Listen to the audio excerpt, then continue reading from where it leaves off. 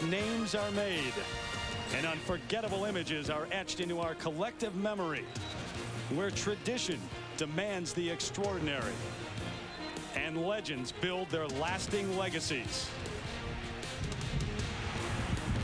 It's Ohio State and Michigan. Enough said.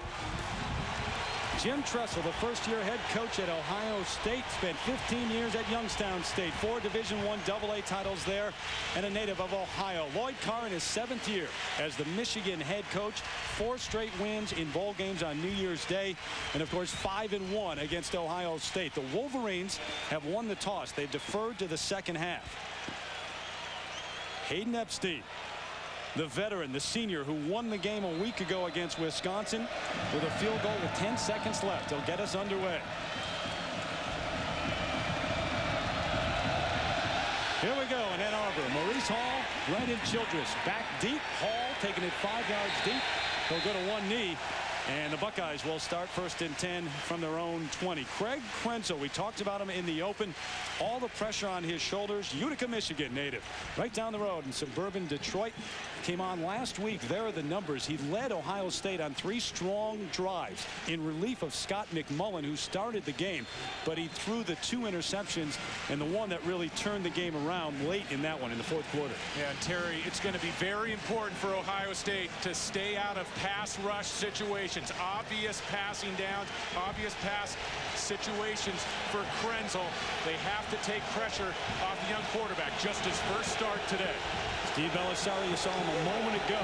Number 8 on the sidelines. We'll have to wait and see if he gets into this one. Jamar Martin, Jonathan Wells in the backfield. A flag is down, and they're going to whistle this one dead.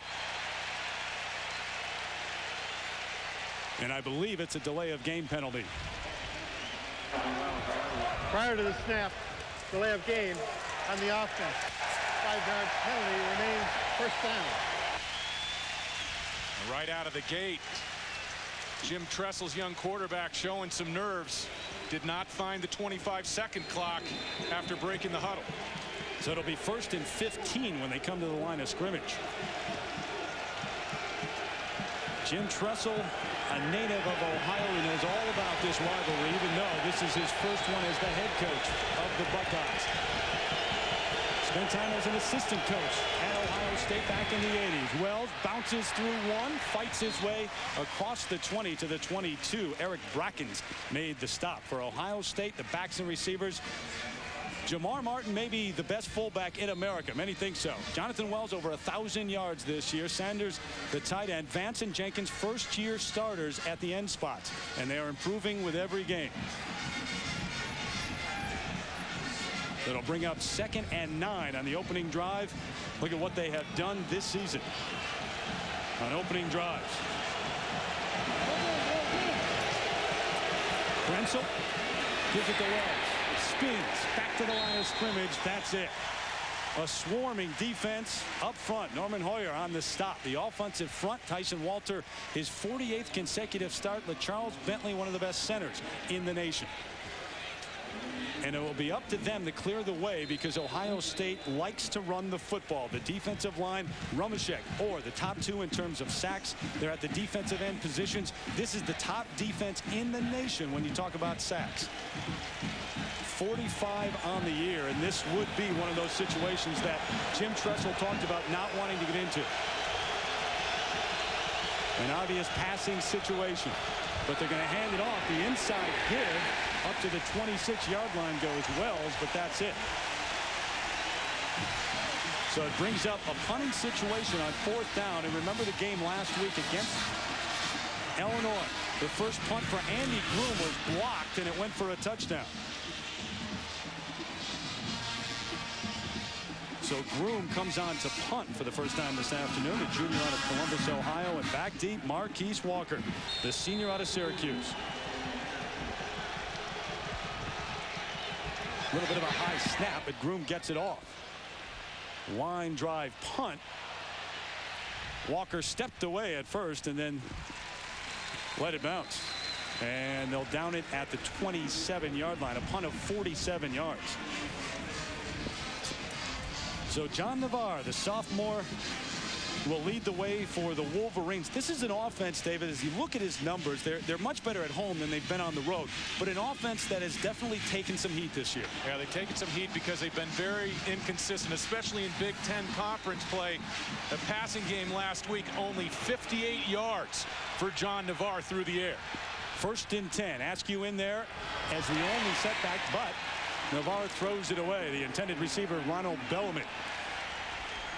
You look at the starters for Michigan, B.J. Askew, a bruising tailback, former fullback. They'll use him there as well. They go with the double tight end set often with Thompson and Seymour. Bellamy and Marquise Walker, 5 catches away from being at least tied with Anthony Carter, 6 away from being the all-time leader in Michigan history in terms of receptions. Seymour in motion on 2nd down. B.J. Askew, tough running over the left side. Not much going on there at all. Tim Anderson from Clyde, Ohio, makes the hit. The offensive line, a good one that's improving. Kurt Anderson, the emotional leader there. He's been solid throughout the season. Bit of a surprise, too, for the Michigan coaches. Defensive front for Ohio State. They're young. They have 3 sophomores there. Darian Scott is playing the best of anyone at the defensive end position. So it brings up 3rd down for Navarre in the offense. 3rd and 9. Look at what they have done on their opening drives. Straight drop for Navarre. Plenty of time. Tipped, could be picked off, and it is. Mike Doss with the interception for Ohio State. Inside the 5, the ball is loose but out of bounds. It'll be 1st and goal for the Buckeyes.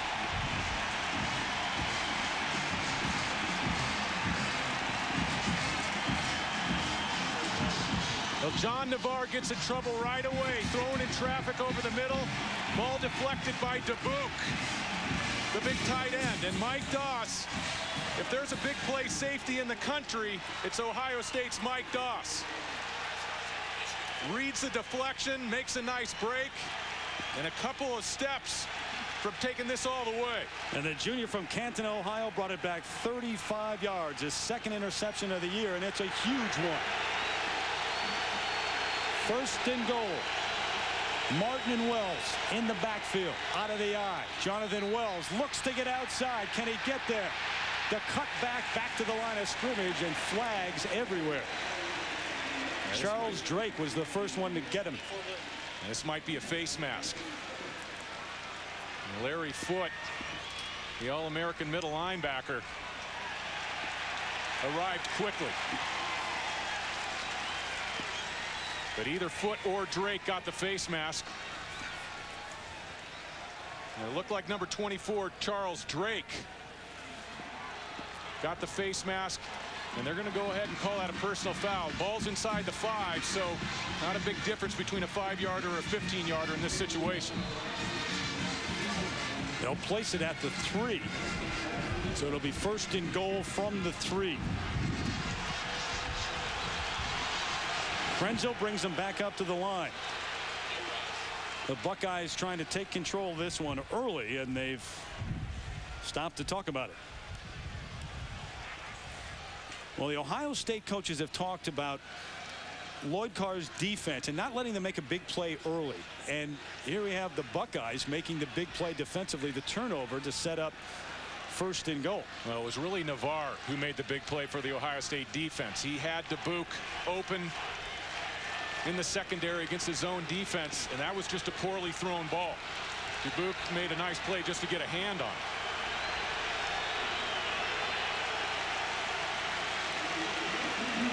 So they'll move it down to the 2 after some discussion. 1st and goal, Ohio State. Outside the tight end in motion. Wells up the middle. Can't get there. May have gotten to the 1 before Eric Brackens hit him along with Cato June. And Cato June, the free safety, finishes this play off well. Jonathan Wells initially hit, keeps his legs moving, but Cato June comes up and makes sure that Ohio State does not get into the end zone. A couple of hard-hitting safeties for the Wolverines in June and Drake. And a hard-hitting tailback in Jonathan Wells. He's one of the more physical runners you'll see in the Big Ten. And maybe the best lead blocker you're going to have out of a backfield. Jamar Martin. Wells tries it again, bounces outside. He's going to get there. Touchdown, Ohio State. They're on the board first.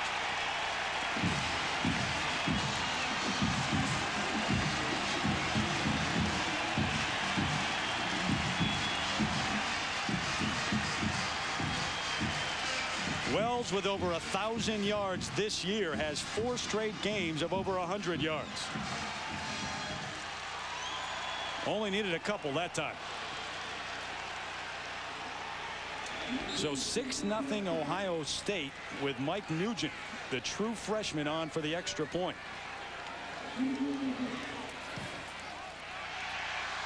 Up and through. So the Buckeyes, off the interception from Doss, take it down and are on the board. 7-0 Ohio State. 7-0 Ohio State early in this one on the 1-yard touchdown run by Jonathan Wells, his 13th touchdown of the season. Chris Perry back deep along with Todd Howard. Waiting the kickoff from Josh Houston. Take another look at this. Yeah, Dan Rumashek, number 92, makes a great play to get there and misses the tackle. And you've got to take Jonathan Wells low. You got to wrap him up. Had a big week last week, 192 yards against Wisconsin, and that was really through 3 quarters. 2 big running backs in that backfield for Ohio State. Martin and Wells. Here's the kick. Todd Howard at his own goal line.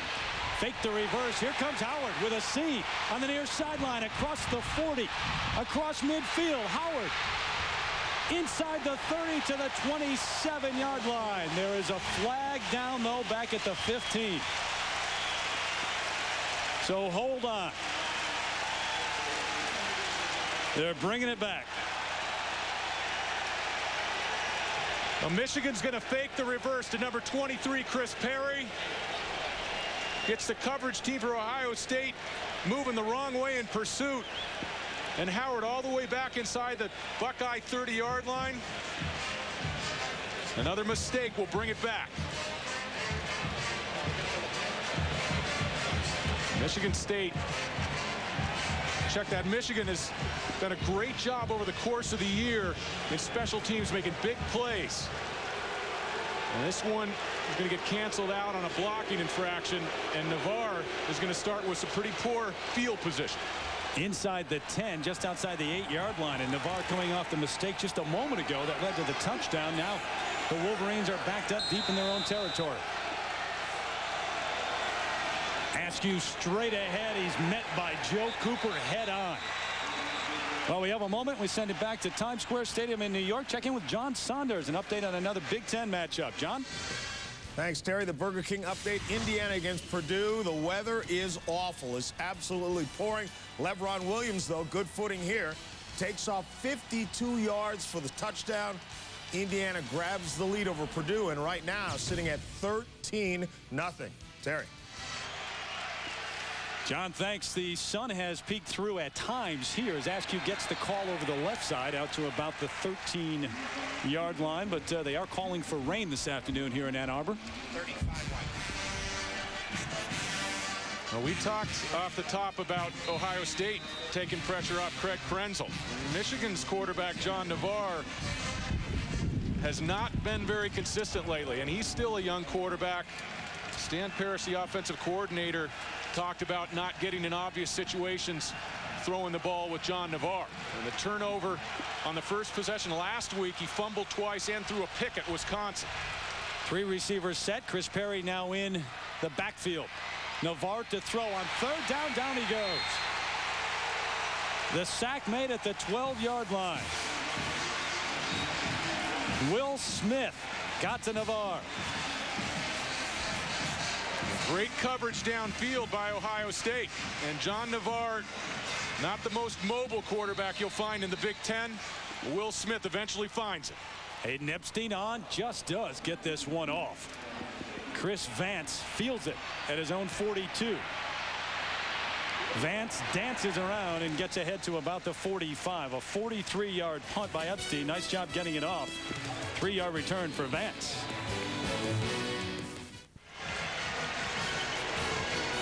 ABC Sports presentation of college football brought to you by Cadillac, the fusion of design and technology. New Nivea for Men aftershave balm, more evolved skincare. Capital One, who asked, what's in your wallet? And Beechwood Age Budweiser, with a crisp, clean, and refreshing taste known only to the king of beers.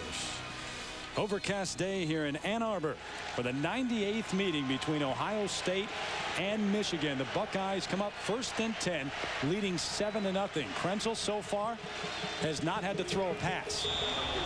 And they're going to whistle this one dead before it gets underway. Second time we've seen that already in what is only the third series for the Buckeyes. David? Some early movement along that Ohio State offensive front. On the offense. 5-yard penalty remains first down. Take a look right now at the Sprint PCS game fact. Michigan and Ohio State, as I mentioned, the 98th meeting. Michigan leading the series. First time they met, 1897. And Michigan has dominated as of late, winning 10 of the last 13 meetings. Ohio State only able to come up with 7 victories in the last 25 games. And a lot of big opportunities for Ohio State in the 90s ended by Michigan. The give to Jamar Martin, the big bruising fullback, over the right side out to about the 44. Martin 6 feet 255 pounds and a senior from Canton, Ohio. John Cooper, of course, fired at the end of last year. Jim Tressel takes over, and Cooper, really the most important reason why he had to move on was his lack of success against Michigan. You go back to the 93 game, the 95 game, both years where Ohio State brought undefeated records into this rivalry contest. Well, Cooper won almost 72% of his games at Ohio State, but he was 2-10-1 against Michigan, and that was it. 2nd and 11. Krenzel throwing this time off a play action going up top. Good coverage down there. Incomplete. Michael Jenkins, the intended receiver, but Todd Howard was step for step with it. Now this is a well-thrown ball by Krenzel off play action. And Jenkins is a big receiver, 6'4", 200.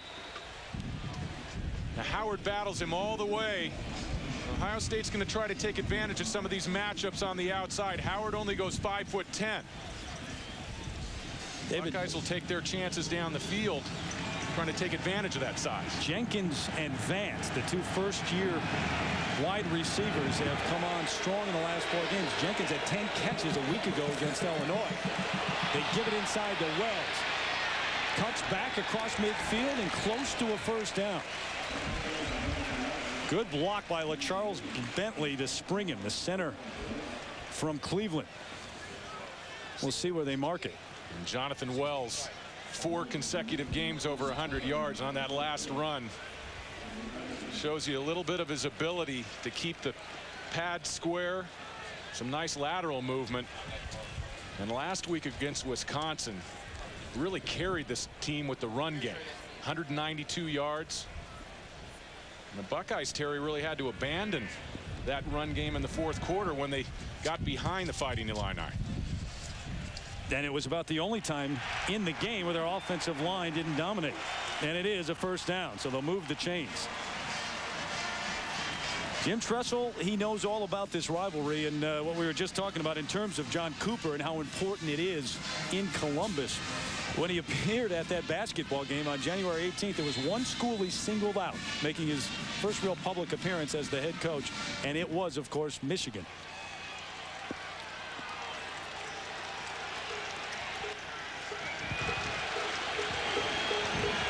So it's 1st and 10. There goes Chris Vance, split out to the far side. Martin in motion, coming across. Wells looking for a block. Not much going on, though. Tough running to the 45. Charles Drake came up from the strong safety position to make the hit. Take a look right now at what he said. That you'll be proud of our young people in the classroom, in the community, and most especially in 310 days in Ann Arbor, Michigan, on the football field.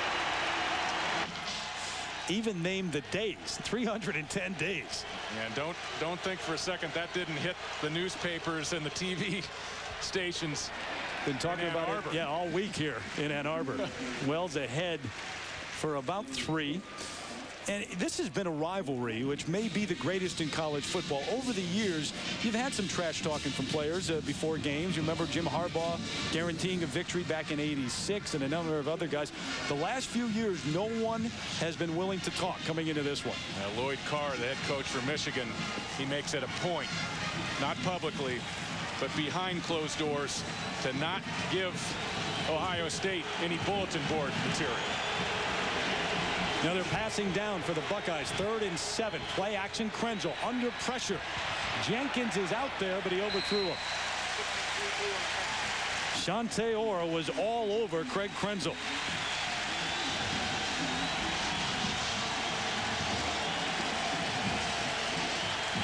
Orr, the sophomore out of Detroit, may be the most active on that defensive front. They get great play inside with the defensive tackles. A lot of speed on the outside with the defensive ends on the pass rush. They come into the game with 45 sacks, leading the country.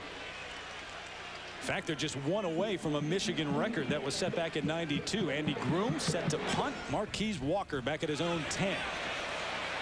You're going to watch this one sail into the end zone.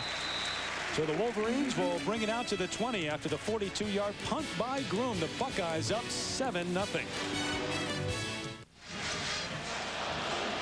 Washington and Miami, BCS implications, no doubt there. Washington have a shot in that one, Dave? Well, you look back to last year's game up in Seattle. A lot of the same kids playing this afternoon. The Washington dominated that football game, but Miami really on a roll. Michigan's 3rd possession. They have yet to get a first down. The swing pass to B.J. Askew, still in bounds. Finally brought down. And he stayed in bounds right out at the 20-yard line. Good pursuit by Ohio State. So Navarre's got to get this offense going. We mentioned the struggles, especially the last 4 games or so, and they're still looking for that first down. Yeah, and this Ohio State defensive front, not real easy to run the ball against. And Navarre's going to have to make some plays through the airways to loosen things up. 2nd and 10. Calvin Bell in motion. Going to give it to Askew. Joe Cooper right in the backfield to meet him there. He may have lost a yard. Tim Anderson in there as well. Well, last season, Warwick Dunn, Marshall Faulk staged a thrilling back-and-forth battle. Decided in the final seconds by Dunn, as a matter of fact. Monday night, Tampa Bay taking on the surging St. Louis Rams on top of their division. Bucks and the Rams, Monday Night Football, right here on ABC. Another 3rd down coming up for the Wolverines. They have yet to convert one. Navarre, plenty of time. Has a man open. It's Walker with the catch. He's got a first down at the 35. Knocked out of bounds by Derek Ross, and that's a matchup David will watch all afternoon. And Ohio State was dropping a linebacker out underneath this route. This is good arm strength by Navarre. Look at 58, Cortland Bullard, and then Ross, number 7. And a great job by Navarre to fit that ball in. That was a difficult throw out on the sideline. Gain of 15, and Marquise Walker now inching ever so closer to Anthony Carter's record. 35 straight games with at least 1 catch. First down. They're going to run the reverse. Here comes Bell with lead blockers, including Navarre, who threw a good one. Bell upended at midfield and into Ohio State territory after a gain of 16. Well, Michigan hasn't had great pass distribution with the wide receivers. Marquise Walker, 66 grabs, and Bell and Bellamy less than 20 apiece. And Bell's more likely to make plays running the football for this Michigan offense as opposed to catching the ball. He's got 3 touchdowns on end arounds and reverses. And has a nice feel for cutting the ball back up inside. And in many ways, this doesn't look like the Michigan offense of old. They have run a number of reverses, sometimes trick plays. As Askew, it's knocked down after a gain of maybe 1. Tim Anderson on the stop. Yeah, the Ohio State defensive coaches, you come into this game, and usually it's a physical game, a game of running the football, but the Ohio State defensive staff was not real concerned about Michigan running the football. They wanted to stay focused on Marquise Walker not making big plays. They were worried about the screen pass ability of Michigan and also, as you mentioned, Terry, the trick plays. big plays really a key for them defensively. They gave up some key third down conversions against Illinois in that loss. Play action. Navarre. Bellamy on the near sideline. He overthrew him. Donnie Nicky, the free safety, step for step.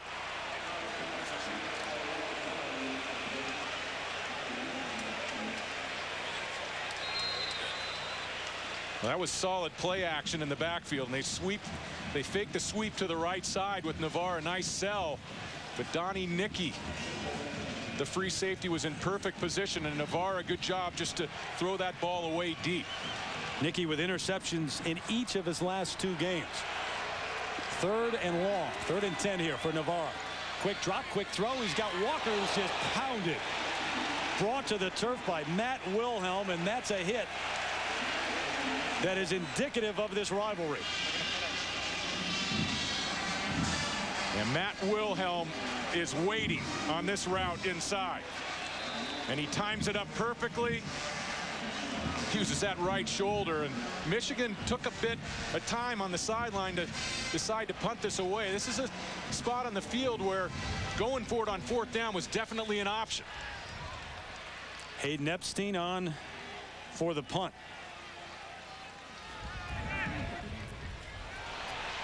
High kick. Chris Vance coming up to field it. The fair catch at the 15-yard line. Not one of Epstein's better efforts, just a 28-yard punt. Now, full day of college football next Saturday here on ABC. Number 2 Miami taking on Virginia Tech. That's at 1 Eastern, 10 a.m. Pacific. Big East showdown there. And then Oregon State taking on number 5 Oregon. Another big rivalry. Notre Dame Purdue at 4:30 Eastern, and at 8 o'clock Eastern, the Dr. Pepper Big 12 championship game. Colorado's already there. Who will be there to face them? Oklahoma or Texas? We'll have to wait and see. What a game that was yesterday on ABC. Unbelievable. 62 points. Oklahoma game, by the way, a little later on. 3:30 start. Wells almost broke it. Now he does. Larry Foote runs him down at the 35. Jonathan Wells with a power run of 20 yards. Now, this has to be unsettling for Lloyd Carr. Michigan is playing the run, and their game plan is to force Craig Krenzel to beat them. Ohio State's lining up against an 8-man front, and they're getting big push with the offensive line, and Jonathan Wells is stepping through tackles. 192 yards against Illinois, 47 today already. Here goes Wells looking for room, cuts back, nowhere to go. Well, something has to give. You've got an Ohio State team that wants to run the football. They've got Jamar Martin as the lead blocker. Jonathan Wells, a 1,000-yard rusher against the top rushing defense in the Big Ten. And Michigan's going to do some things on defense with their front 4 to try to create 2nd and long and 3rd and long situations. They like to move after the snap. They bring stunts. They're very active. And if they can set up some obvious passing situations for Krenzel, then they can turn that pass rush loose. Put Wells in the slot now. Martin, the lone setback. Jamar Martin, the fullback, with a big hole across the 40 to the 41-yard line. Martin, who averages over 5 yards a carry, doesn't get to carry it all that often. Just 16 carries coming into this game. He's the best lead blocker in the country, period. And I wouldn't be surprised if he goes high in the NFL draft. He gives the Buckeyes a lot of flexibility in pass protection as well, because he's capable of taking on defensive ends on pass plays. Buckeyes getting it done so far on the ground. Wells steps by, has it up to the 45, close to a 1st down. We'll have to wait and see. Alex Stepanovich and Bryce Bishop sprung him at the line of scrimmage. And they will move the chains. It's a 1st down for the Buckeyes.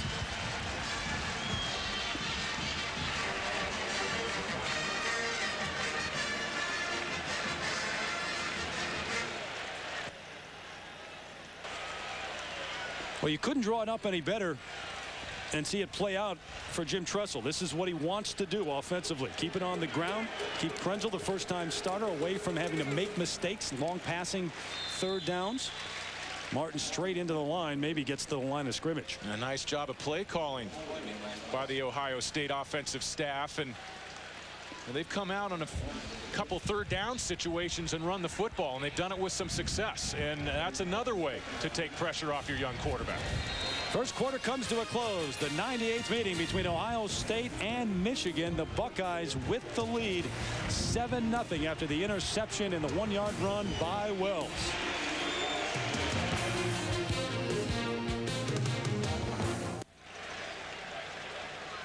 Our Thanksgiving feast presented by Siemens continues here on ABC Sports. 7-0 Ohio State as we begin the second quarter. Terry Gannon, David Norrie here. The Buckeyes bring it up with Craig Krenzel, the first-time starter here in the state in which he was born.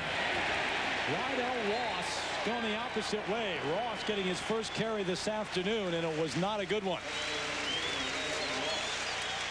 Jake Freisinger, number 99, one of the Wolverines playing his last college game here at Michigan Stadium. This defensive front for Michigan is deep, athletic, and very talented. They got pushed around some a year ago, and some teams posted some big numbers statistically and the scoreboard against them, but this year they've shored things up, and this front four is very tough, not only in the sack department, but also against the run. Play action for Krenzel. Got a man wide open. Chris Gamble across midfield and then hit hard out of bounds at the 46. Had to get to the 44 inside the 45 for the first down. Todd Howard hit him there. Gain of 12. What Ohio State is doing here early is they're max protecting. They're keeping backs in the backfield, making sure that Krenzel is freed up to deliver the ball outside. And they're going with 1 and 2 wide receiver routes outside. Nice safe throw on a 3rd and long situation. So Jim Tressel keeping things solid and uncomplicated for Krenzel, but now it brings up 4th down, and they're going to go for it. Martin and Wells out of the eye. Wells over the right side, got the first down. He may have a touchdown. He's gone. Touchdown, Ohio State.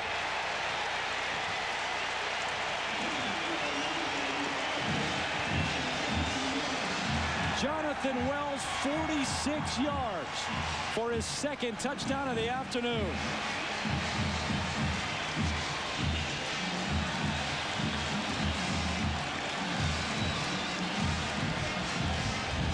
It has all worked so far for Tressel in his first year as head coach at Ohio State. His first matchup with Michigan as the head coach, and everything is clicking right now. On 4th and 1, Wells takes it to the house. Nugent on for the extra point. It's up, and it is good. Wells with a touchdown run, and Ohio State is rolling early in the second here in Ann Arbor.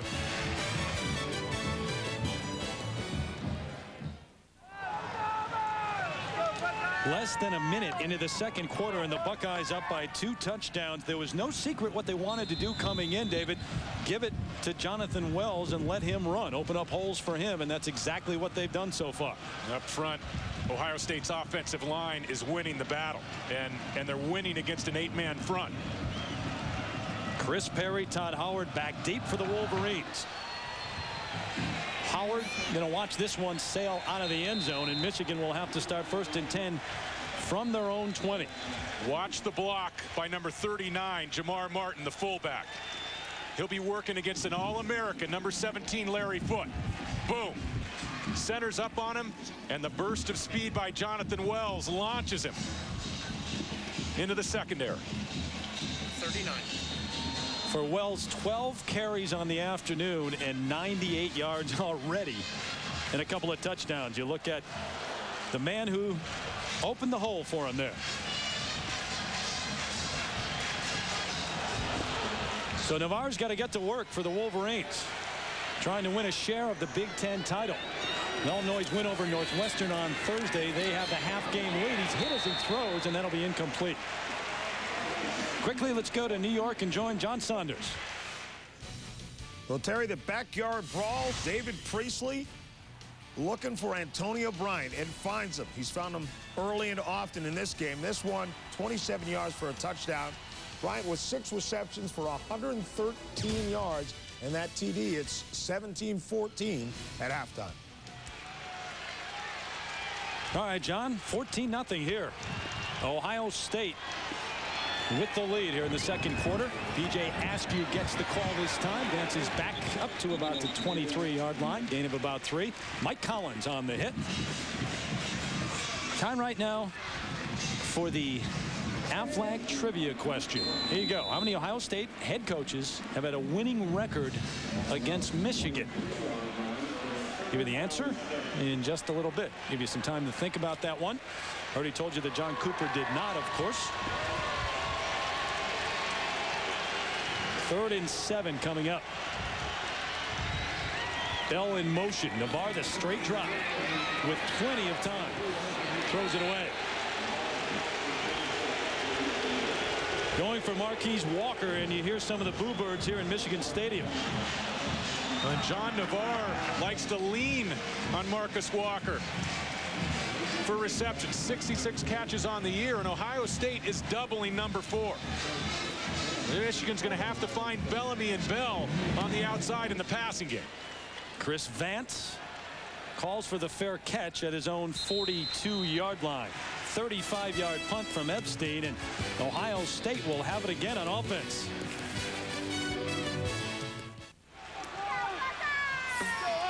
We welcome you back to our Thanksgiving feast presented by Siemens Ann Arbor, Michigan. 14-0 Ohio State as the skies darken. A little bit of rain. You can feel it coming down, and things are dark right now for the Wolverines. Their defense has spent a lot of time on the field already. Jamar Martin tripped up right at the line of scrimmage by Larry Foote. And this is not a situation that Michigan knows a whole lot about this year, at least, David. No, coming from behind, 14 down. No, Michigan has not trailed by 14 points at all this season. And coming into this game, Lloyd Carr pretty close to being undefeated. They had the lead in the 4th quarter up at Seattle. Obviously, the disappointing loss last play of the game against Michigan State. Loss of 1 on the last play. Wells trying to get outside, now cuts it back ahead for about 3.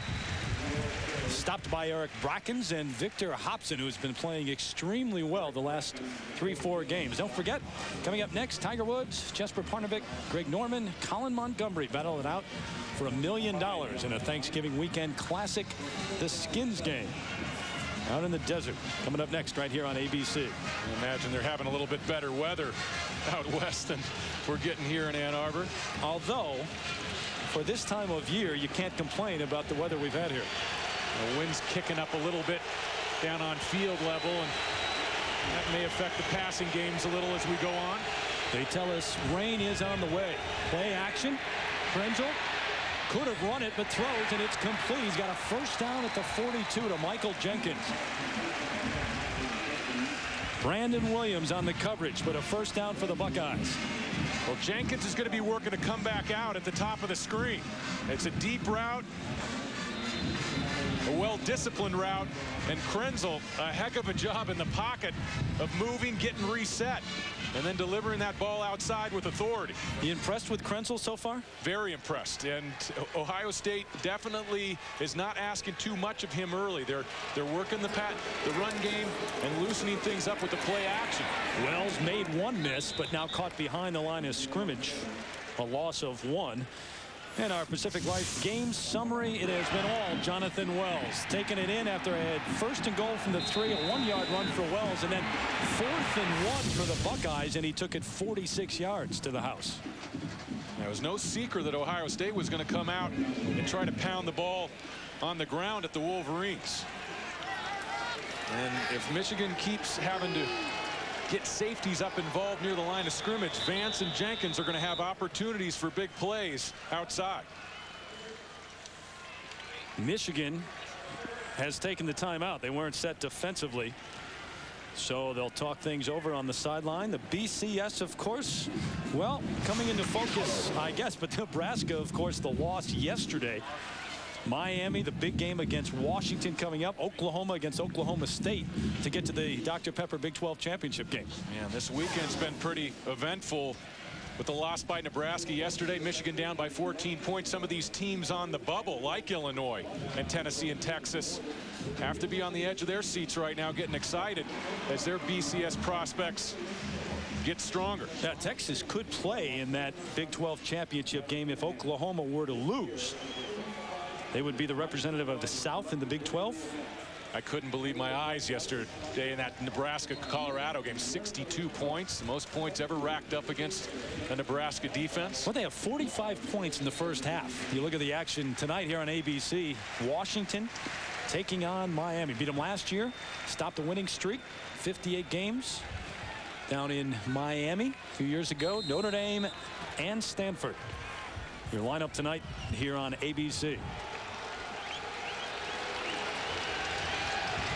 It's been all Ohio State so far in this rivalry, though. 2nd and 10. Out of the shotgun is Krenzel. Inside give to Wells. They've run that a couple times. This time not with much success, though. Back to the original line of scrimmage. Lazarus on the stop. Sean Lazarus. Shane Olivier down for the Buckeyes, the starting right tackle.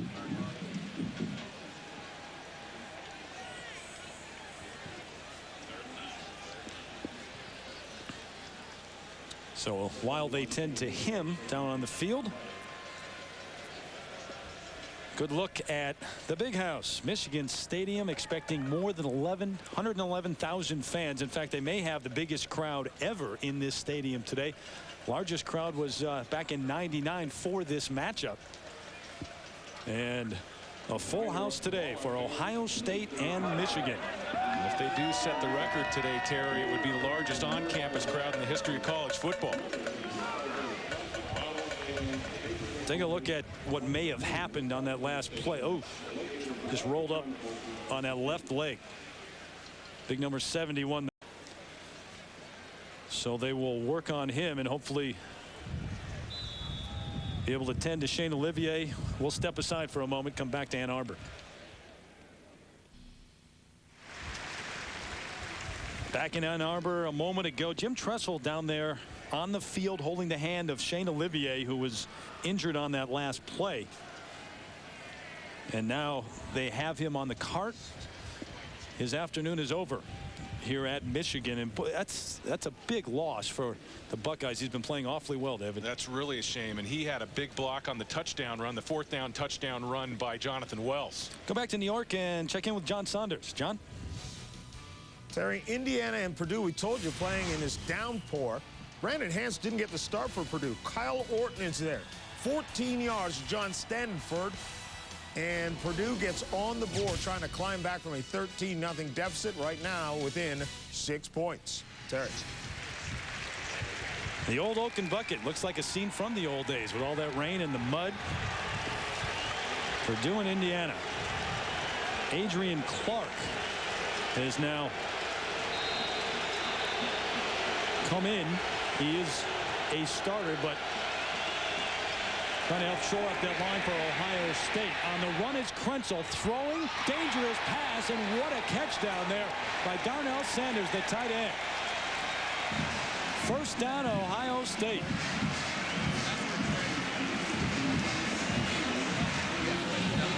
Craig Krenzel has made 2 great throws on the move to his right. And look at him put a little air under this to beat Larry Foote, number 17. That's a great ball and an even better catch by Darnell Sanders. Look at his numbers on the year. That was a gain of 17, and Krenzel gave his receiver a chance to catch that ball. Threw it up in the air. Sanders 6'6", went high in the air to get it. It's not easy to do, to put touch on the football to the outside on the move. So it's 1st and 10 Ohio State as they continue to break down this Michigan defense. Top defense in the Big Ten. But Ohio State's been able to move the football all day so far. Talking about the clock right now, and Jim Tressel, well, you can't see it on his face. He doesn't show much emotion, does he? But he's got to be thrilled with what's going on here. He's got to be very pleased with the mix of run and pass. And Ohio State once again in scoring position. Martin and Wells out of the eye. Wells already over 100 yards. The 5th straight game in which he has done that. And we're only in the first half. Here he comes, straight ahead. Power run down to the 21-yard line. Earlier we asked you the Aflac trivia question. Did you come up with this one? How many Ohio State head coaches have had a winning record versus Michigan? It's not many, folks. 3, including, of course, Woody Hayes. 15, 12, and 1. Earl Bruce, who spoke to the team last Sunday, 5-4. But the Woody Bo battles revisited today because the first 7,500 people coming into the stadium received Woody and Bo bobblehead dolls. I got to get one of those. Classic. Wells, a big hole over the left side. He almost broke that one. Down to the 14. Got to get to the 13 for the first down. We'll see. There you go. You got to love the sunglasses on Bo there. They're giving out the Bo bobbleheads today, but they have the Woody bobbleheads too. Yeah, some nice shades. You see, Bo's got his hands in his pockets, and Woody's got his arms crossed. That signature short sleeve dress shirt. Unbelievable. And there is Bo Schembechler up in his box up there watching the game right here at Michigan Stadium. Visited with him yesterday, and boy, he's having a great time in life right now. Wells can't get outside. Victor Hobson was there to trip him up. Well, Michigan has a great core of linebackers, and Victor Hobson, huge matchup against Jamar Martin at the point of attack today, going up against the big fullback for Ohio State. And as you mentioned, Terry, Hobson playing very well in the Big Ten schedule. Very flexible linebacker, has the ability to cover tight ends on the outside. David, these long drives too, exactly what Jim Tressel wanted to have his young quarterback involved in. Keeping it on the ground, throwing it when they have to. 10th play of the drive here. Wells stumbles ahead to the 17. And the play calling is going to get a little conservative here. 14-0 lead. Clock ticking down on 8 minutes to go here in the second quarter, and Ohio State wants to be thinking 3 points for sure. If Krenzel takes a shot, and if they do decide to put the ball up, it's got to be a safe throw, because Krenzel knows he's got 3 points in his back pocket right now. 3rd and 15. That's what Ohio State has done on 3rd down this afternoon. Jamar Martin, the fullback, the lone setback. They offset Wells. Here goes Martin, nothing doing. Stopped right behind the line of scrimmage. Grant Bowman, number 60, hit him there. So the Michigan defense holds. And that's what Ohio State was thinking. 3 runs. One thing they didn't want to do is lose yardage. Had a fresh set of downs on the 14-yard line. And now Mike Nugent have to stretch this out to about a 39-yard attempt. Didn't want to put his young quarterback, though, as you said, in a position where he was going to make a mistake and maybe turn this game around here. It will be a 39-yarder for Mike Nugent. Now, the troubles that Michigan's had on offense as of late, the 17-point lead is huge. Nugent 6 out of 12 on the year. Line drive kick, and he hooked it. No good. So maybe a bit of momentum swinging to the side of the Wolverines for the first time today. Remind you that ABC Sports presentation of college football brought to you by Chevy. The cars you can depend on, the cars that last, will be there. Aflac, ask about it at work. Tostitos Scoops, the dip lover's chip. And new Pepsi Twist. Pepsi and Diet Pepsi with a twist of lemon. The crowd here at Michigan Stadium trying to get into it now. Trying to get the offense into it. As John Navarre comes up under center. 1st and 10. Going to throw on 1st down. Swings it out to Marquise Walker, who's going to back it up to the 22. 3rd catch of the afternoon for Walker, but Derek Ross was all over it. And it's going to be tough for Navarre to find Walker because Ohio State is using a safety to help out on number 4. And any corner that's matching up with Marquise is going to get help to the middle of the field and some help on deeper routes. Going to call it a gain of 3, the forward progress. So they place it down at the 25. Straight drop for Navarre. Flushed out of the pocket. Going to run for the 1st down. Sliding in at the 39. They'll move the chains. A gain of 13 for Navarre. and a good decision. Well, the Wolverines use formation. They empty out the backfield. 5 spread receivers, and Navarre has not done a good job of this in the 2001 season.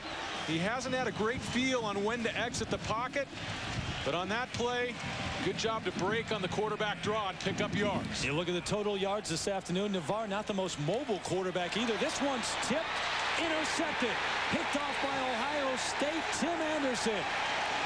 The second time this afternoon that Navarre's had a ball tipped and then picked off. Darian Scott, the defensive end, may have got his hand up to tip it. Quick passing game. 3-step drop. Defensive linemen are taught to get their hands up against the quick passing game. And that was Darian Scott, number 56, got a hand up. Anderson comes down with the deflection.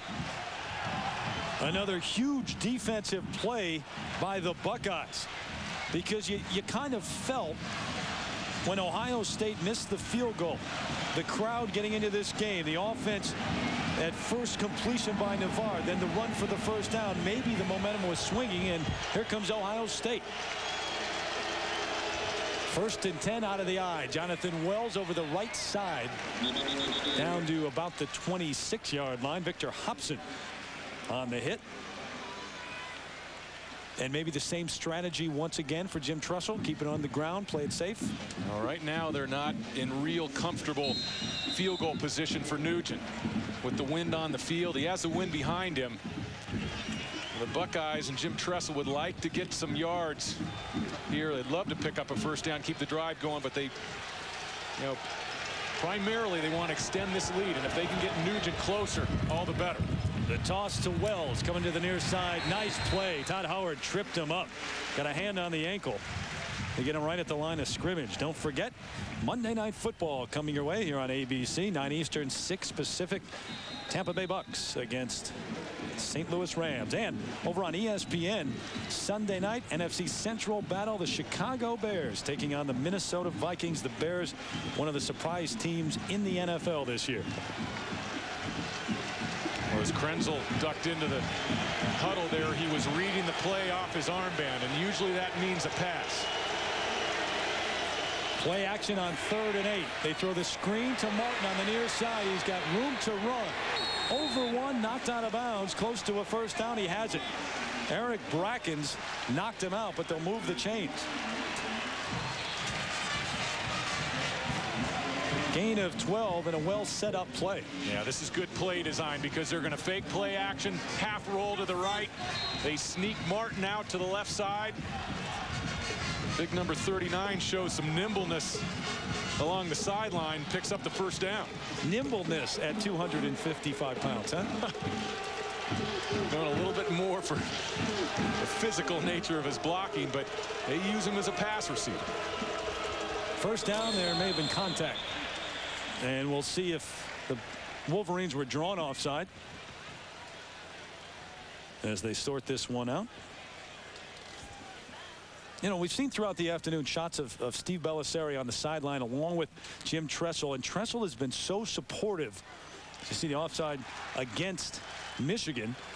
Been so supportive of Bellisari, the senior who made the mistake a week ago Friday, charged with DUI and suspended for that one game. And people can have their opinion as to whether or not he should be in uniform or not, but the one thing Tressel has said is we want him to know he's made a horrible decision, but he is still part of our family, and that's why he's in uniform.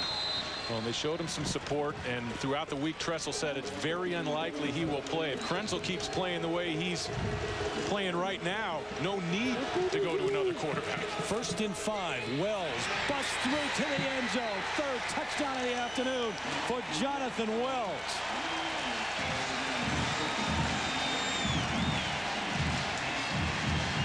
An 11-yard run to the end zone for Wells.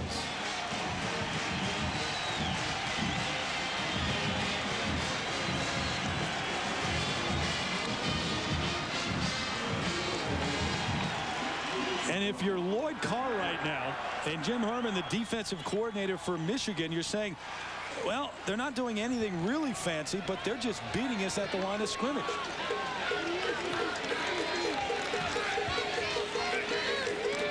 Nugent on for the extra point. His third of the afternoon. So Wells well over 100 yards on the afternoon, and the Buckeyes just dominating this one on the road at Ann Arbor. But Terry, when we visited with Lloyd Carr yesterday, he said it was simple coming into this game. The game's going to be won or lost up front. Said there was one key. Let's take a look at the pit. Two tights. Alex Stepanovic, 76 pulling. And Wells is doing a super job running the football. And once he breaks through that line, Cato June, the free safety, had no chance. Nor does any other defensive back for Michigan, really, against Wells, who goes 6'1", 230. Keep an eye on the fullback, Jamar Martin. He gets another block. 192 yards last week against Wisconsin. Wells, along with the offensive line up in Columbus, nearly carried this team to a victory. And if they would have won that game, they'd be playing for a shot at a BCS burst this afternoon. There's Josh Houston on for the kick. You can only blame the Michigan defense so much, though. They've been on the field for much of this game, and the two picks thrown by Navarre have put them in horrible situations. Howard bringing it back across the 20. Strung up and thrown down at the 24.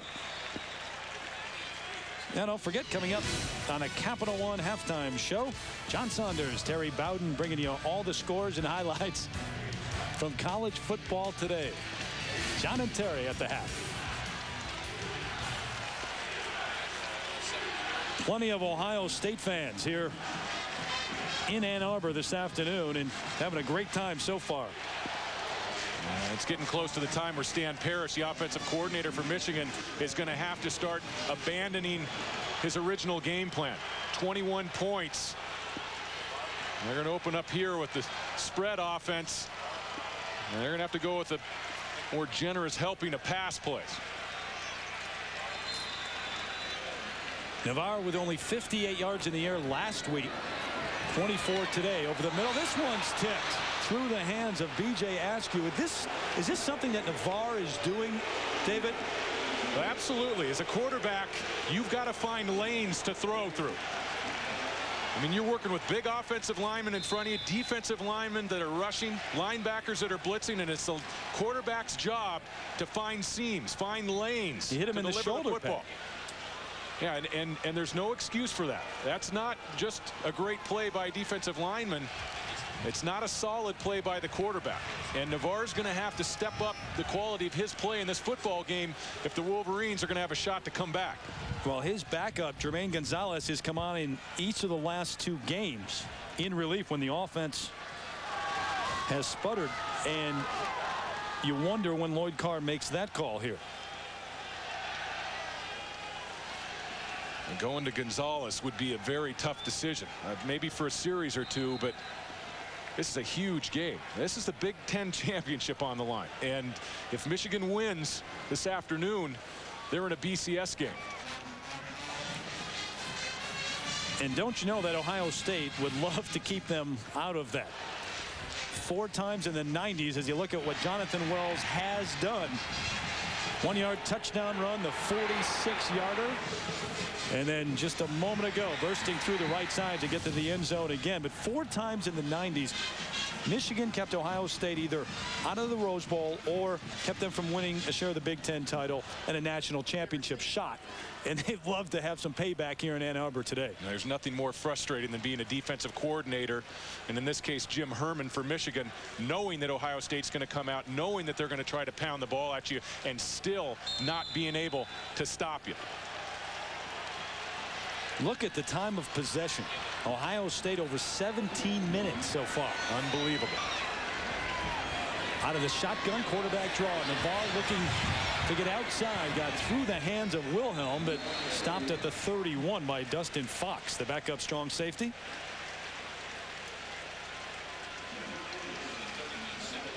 Fox, the freshman, a true freshman out of Canton, Ohio. Ohio State had to use a number of extra defensive backs last week against Illinois. The way Kurt Kittner and company like to spread you out, use multiple receivers. It's what Michigan is trying to do right now. A 4-receiver set out of the shotgun Navarre. Quick throw. He's got Walker, who's hit right as he catches the ball by Derek Ross. But they'll move the chains. And Walker now with his 4th catch of the afternoon. He's 2 away from holding the Michigan record, but he's down injured on the field. Marquise Walker took another shot. He's taken a couple big hits early in this football game, and every time Navarre delivers the ball outside, you find not one defender but 2 defenders in the neighborhood. And on this play, Cortland Bullard, number 58, is going to be shadowing outside, the underneath defender. Ross coming up and delivering the blow from the cornerback position. Looks like Walker's up to his feet. He's big and he's tough. Really having an All-American type season. 1st and 10. B.J. Askew cutting back. Gets across the 40 to the 41. Askew, a guy who uses his size well. He goes 238, but really not one of those breakaway tailbacks. His longest run this year, 30 yards. Well, he played fullback in front of Anthony Thomas, the A-Train, a year ago. And Chris Perry, who splits time with B.J. Askew, really got the majority of the backup snaps last year. But Askew has stepped into the tailback role well this year. 3 minutes and counting until the half. Quick out, dropped by the receiver. And Tyrese Butler had it right in his hands. Can't blame Navarre for that one. And that's been a problem for Michigan. They have not gotten great production from receivers other than Marquise Walker. And even Walker in the last couple of games has had some drops. And you talk to the folks around Ann Arbor, they think maybe at this point in the season he's taken a lot of hits. He might be fatigued, blocking punts, returning, and of course as a wideout. Navarre strong on throw and Walker high into the air. He can't haul it in. And Walker's frustrated. And you could see after this play, he was upset with his quarterback. Curl route. Navarre has it open and the ball sails on him. And in a game of this magnitude, you've got to make that throw. Marquise talking about it on the sideline. Navarre 5 out of 14 on the afternoon. Chris Vance another fair catch. They'll throw the flag. Didn't get him in the cushion. He was within the 2-yard cushion. Brandon Williams down there on the coverage after a 36-yard punt.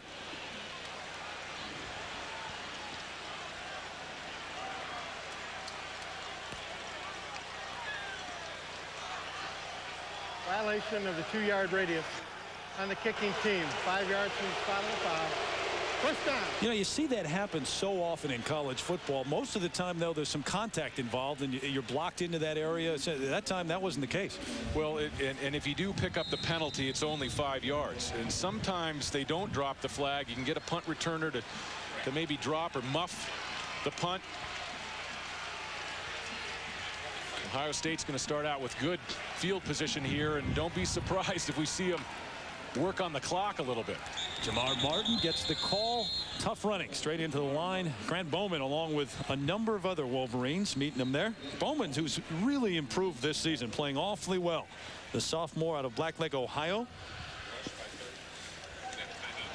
Wolverines are very deep at defensive tackle. They have 4 or 5 players that rotate in, and they've been a big reason for the success of the defensive ends with the sacks and also the linebackers making plays behind the line of scrimmage. Timeout, Michigan. We go back to John Saunders in New York.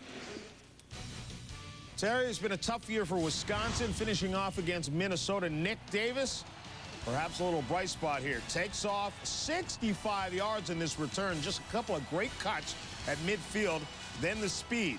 It sets up a touchdown 2 plays later. Anthony Davis scoring that.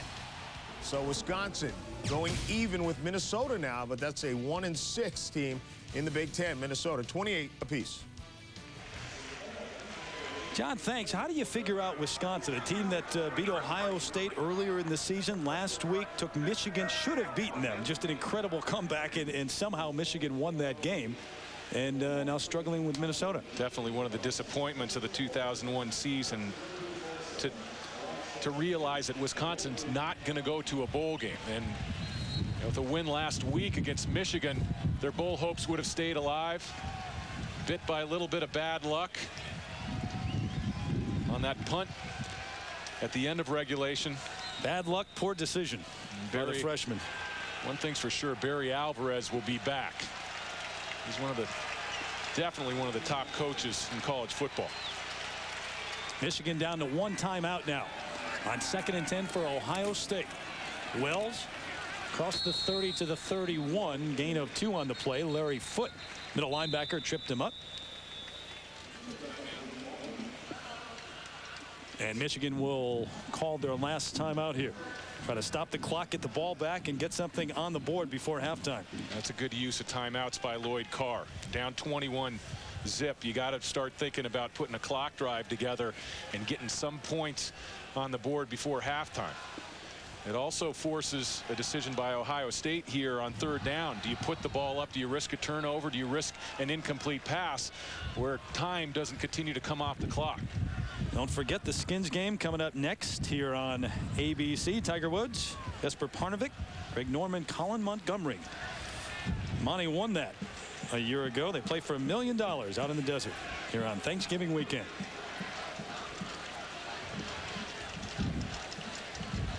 Be 3rd and 9 when they come back on the field here for Ohio State. The last thing that Jim Tressel wants to do is make a mistake right now before the half. That's a great point, Terry. And when you take a look at the impressive numbers for Jonathan Wells, when you talk play call here, be very surprised if Ohio State puts the ball in the air. And if they do, it'll be a safe pass, a screen pass, maybe to one of the backs. Krenzel's going to put it up. Throwing out of the backfield, that's Martin with the catch, fighting to try to get to the first down marker, won't get there. Good pursuit by the Wolverine defense. Charles Drake got there first, but they did put it up in the air. And the Ohio State staff showing a lot of confidence in young Craig Krenzel. And once again, Krenzel comes through. Lloyd Carr trying to get his troops off the field and back on for the punt return. Marquise Walker awaiting the punt from Andy Groom. The book on Krenzel was not much mobility, and we didn't see a lot last week against Illinois. Remember, Groom had one blocked last week against the Illini. Folks in Champaign watching this one with interest.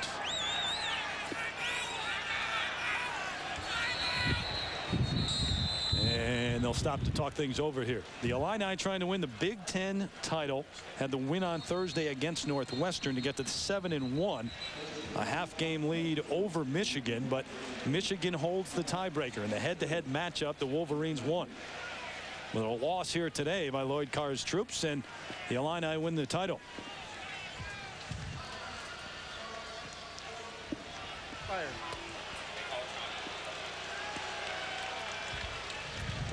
They call timeout, Ohio State.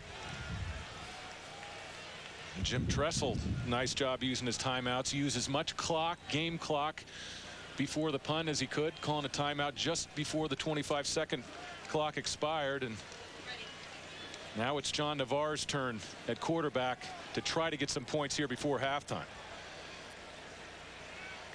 Well, some great games in the history of this series. The rivalry that probably is the best in all of college football. Back to '94, John Cooper, his first win there. Eddie George, Heisman Trophy winner, taking it down. And it was 22-6, the victory for Ohio State that year. But, of course, Cooper 2-10-1, as we've mentioned. And one of the reasons he is no longer on the sidelines for Ohio State. Maybe the main reason. Low snap. Groom just does get it off. Not a very good punt, but he got it off. Walker comes up the field, and a dangerous play by Marquise Walker, but he falls on it. At the 30-yard line. Buckeyes real close to getting a 15-yarder at the end of that play. Walker, nice job to come up and make the play. And Derek Ross, number 7. Probably should have picked up a personal foul on that. Ball was loose, though, and it was tough to tell if you're Derek Ross whether or not it was a fumble at that point or not. At least that's his argument. You can always touch the return man instead of leading with the helmet there. True. Not impressive numbers so far for Navarre. Trying to get something on the board before the half. Askew had 3 Ohio State defenders all over him, and Navarre threw it into the ground. And Ohio State was ready for that one. All week long, they were concerned about the screen plays, using the aggressiveness of the defensive line and their linebackers against them. And they smelled that one out. So 1:27 left until half. Brings up 2nd and 10. Not a bad weekend so far of college football. The big upset yesterday, Colorado with the win, and now Ohio State trying to pull off the same. The ball's on the turf. The Buckeyes may have it. It's Ohio State football. Kenny Peterson, number 97, got in to strip the ball from Navarre, and Will Smith came up with it.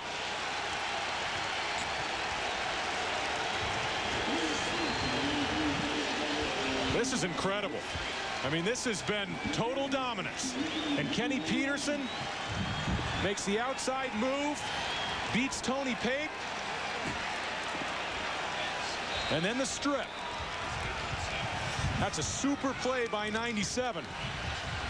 And now Ohio State, Jim Tressel's team, looking to tack on additional points. Unbelievable. How quickly things turn around. The timeout's called by Michigan to try to get it back, get something on the board, and now Ohio State with the opportunity. They're going for it on this play. Incomplete, well covered. Chris Vance, the intended receiver.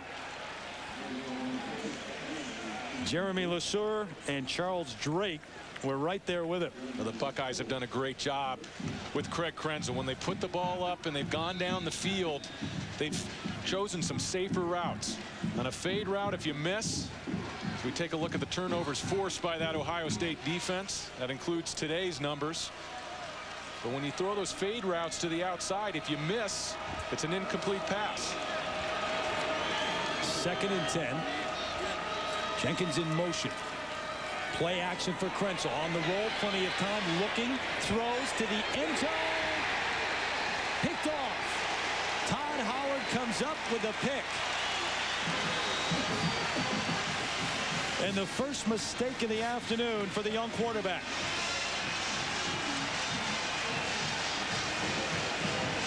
Craig Krenzel gets greedy. He has 3 points in his back pocket, an ability to take the lead to 24-zip. And he makes a risky throw into the end zone. Play action to the right. The flow of the linebackers. And then the ball hangs up. He was looking for Jenkins, and the ball was underthrown. Tough throw anyway. Rolling right, trying to throw back left.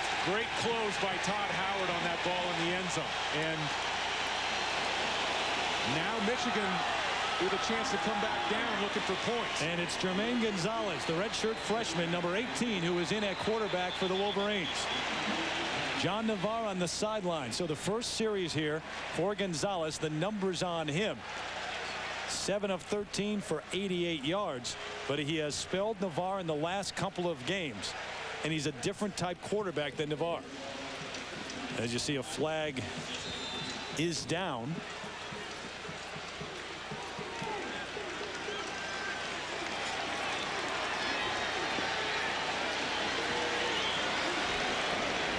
They back up the Wolverines after the penalty. 1st and 15. Gonzalez going to run. Not very far, though. Out to the 16-yard line. That's it. As the clock continues to run, Michigan out of timeouts here. Yeah, this is a tough spot to put Gonzalez in at quarterback. Even with Navarre struggling, the turnovers that Navarre had a week ago, but inside your own 20.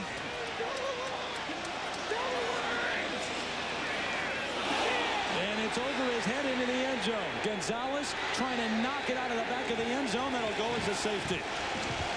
So the gamble doesn't pay off for Lloyd Carr, bringing the young redshirt freshman in to run the offense in his own territory.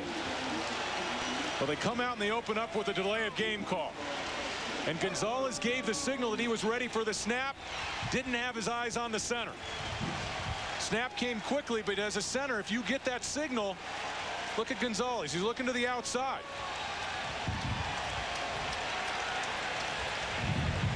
Made a nice play eventually to knock that ball out of the back of the end zone, but that's what he's talking to Lloyd Carr about right now, saying once you give that signal, you've got to be aware that that ball might be snapped at any moment. And you know what, Terry? The center might have thought he had given a signal. The snap came right on the signal. So Gonzalez, inexperienced, comes in.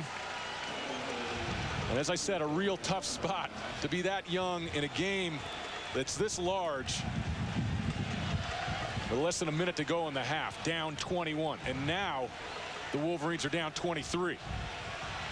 Wow. And you've got an offense that is not necessarily the type of offense that can bring you back just by throwing the football. It's an offense based on balance, the run setting up the pass. Well, if the Wolverines come back in this football game and win, it would be the biggest comeback in terms of points, a deficit in the history of Michigan football.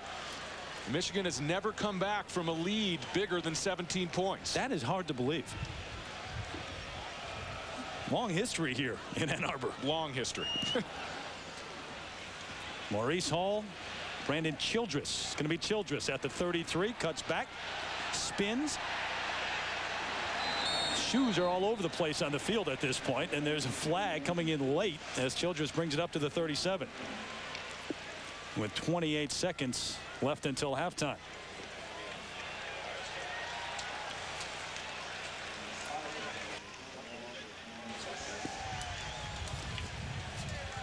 That flag. So a huge surprise so far as Thanksgiving feast presented by Siemens continues on ABC. Don't forget tonight the action, Washington taking on number 2 Miami, or the Irish taking on number 9 Stanford. That's tonight here on ABC Sports. So we are just getting started on this Saturday in late November.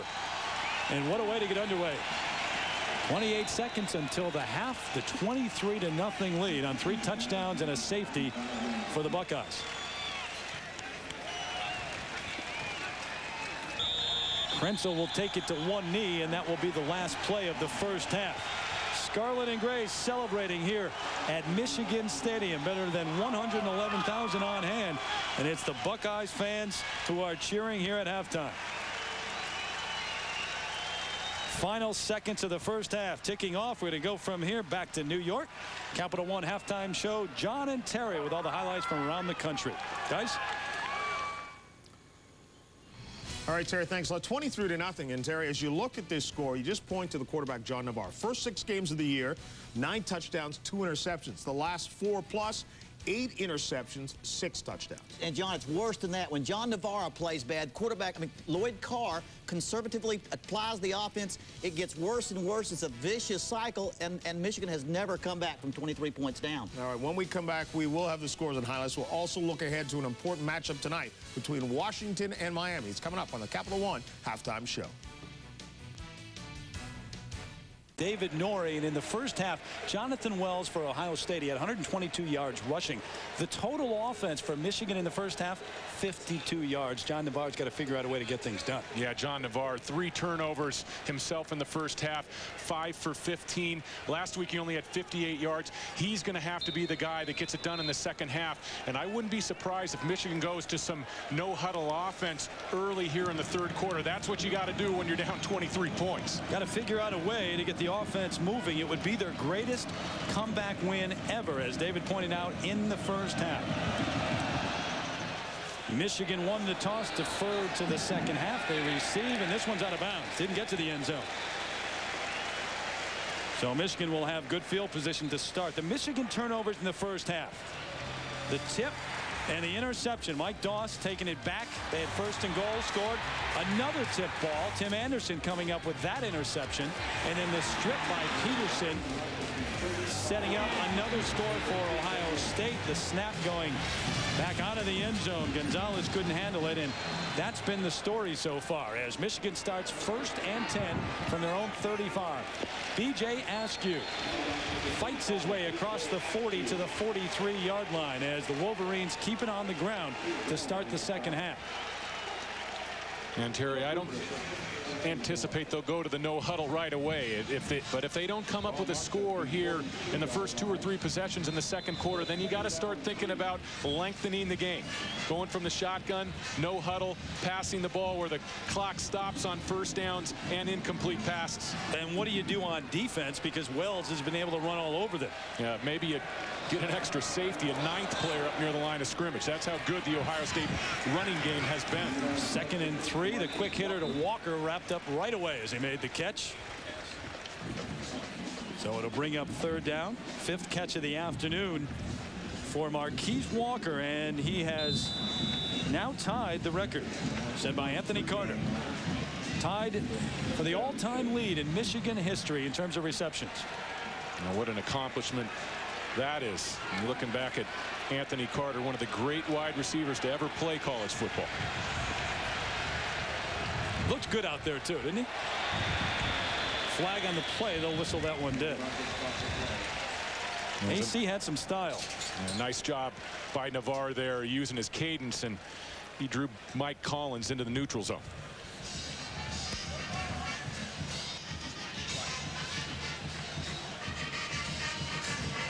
Prior to the snap, offside on the defense. 5-yard penalty. First down. Well, you talk about struggles offensively. This is what Michigan did with their first half possessions. And the rushing game really wasn't the culprit. I mean, Navarre getting balls tipped, missing open receivers, fumbling in the pocket. First down. Chris Perry breaks it open. Perry trying to beat a man on the far sideline. Knocked out of bounds at the 22. Donnie Nicky ran him out there and saved a touchdown. But a gain of 25. Tressel upset on the sideline. Well, the last time Michigan was shut out in the first half of play in any football game back in '96 against the same Ohio State team. They trailed 9-0. And they came back and won that one 13-9. And Chris Perry comes in with a bolt of lightning off tackle to the left side. Perry, the high school All-American out of Advanced, North Carolina, gets the call again. Up to the line of scrimmage, may have fallen ahead for 1 yard. Tim Anderson, who had the interception in the first half, stopped him along with Mike Doss. Well, if Michigan can get a score here quickly, then they're not forced to stop running the football. Stan Parrish, the offensive coordinator, still has his full range of offensive plays to choose from in the playbook. 3 receivers set. Askew now back in at tailback. Plenty of time. Going up top. Oh, what a play by Derek Ross. Ronald Bellamy was there. Navarre may have thrown it a little bit too late. And he put it on the line, too. If Navarre puts a little air under this throw and drops it in, he has a touchdown. But he throws it on a line. And Bellamy was behind Ross.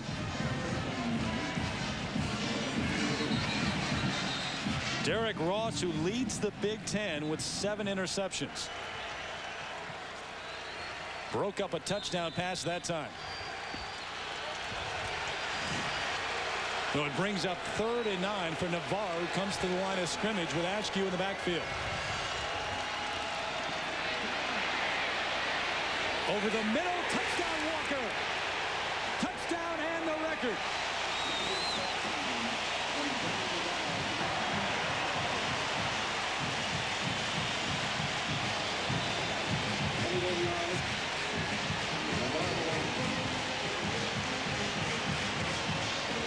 Marquise Walker with a touchdown catch, 21 yards, and the Wolverines strike very quickly here in the second half.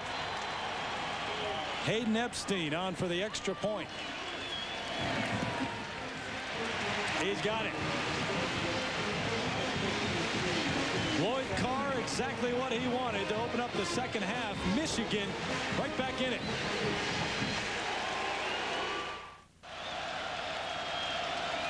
With that touchdown catch a moment ago, Marquise Walker, the all-time leader in career receptions in Michigan history. Some pretty big names right behind him on that list. So Michigan on the board for the first time this afternoon.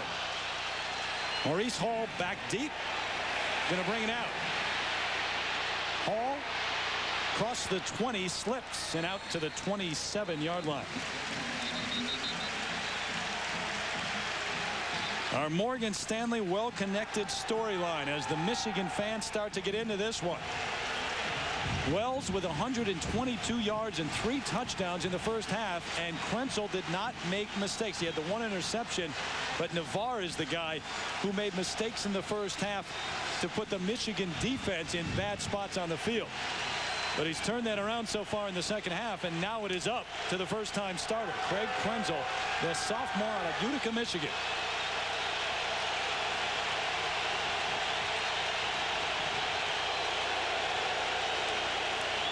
Jonathan Wells, nothing doing over the right side. We go back for an update on Purdue and Indiana to John Saunders.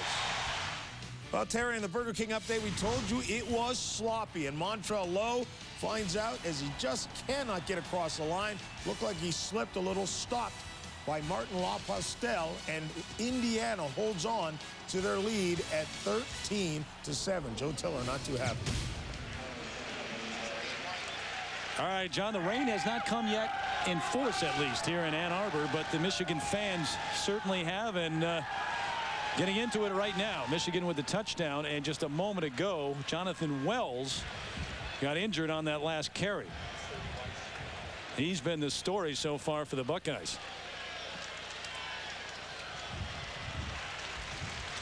But he is up, and that's a good sign. And walking to the sideline. So it'll bring up 2nd and 11 after that last rushing play, which lost a yard. Lydell Ross, the true freshman out of Tampa, Florida, in for Wells. He's the lone setback. Krenzel trying to call signals here. The straight drop. Has a man open. That's Vance on the sideline. Steps out of bounds short of a first down. First catch of the afternoon. Yeah, taking a look at the rush chart in the first half, Jonathan Wells getting a lot done in between the tackles. 100 yards, the century mark between the tackles. A couple big touchdown runs. Of course, on that 4th down run to put Ohio State up 14-zip. And Lydell Ross into Spelling. 3rd and a long one now for the Buckeyes. Ross had an opening initially, but it closes quickly. He's not going to get there. Cato, June, and Eric Brackens, and here comes the crowd again.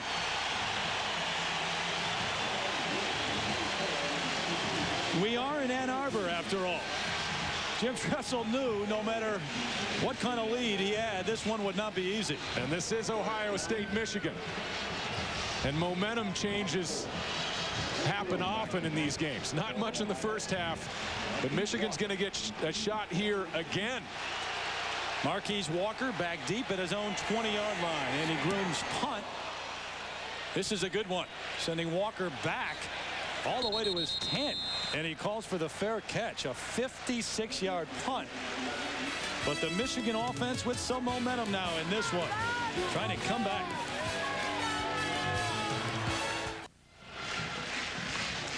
ABC Sports presentation of college football brought to you by Chrysler. Drive equals love. Sprint PCS, the clear alternative to cellular.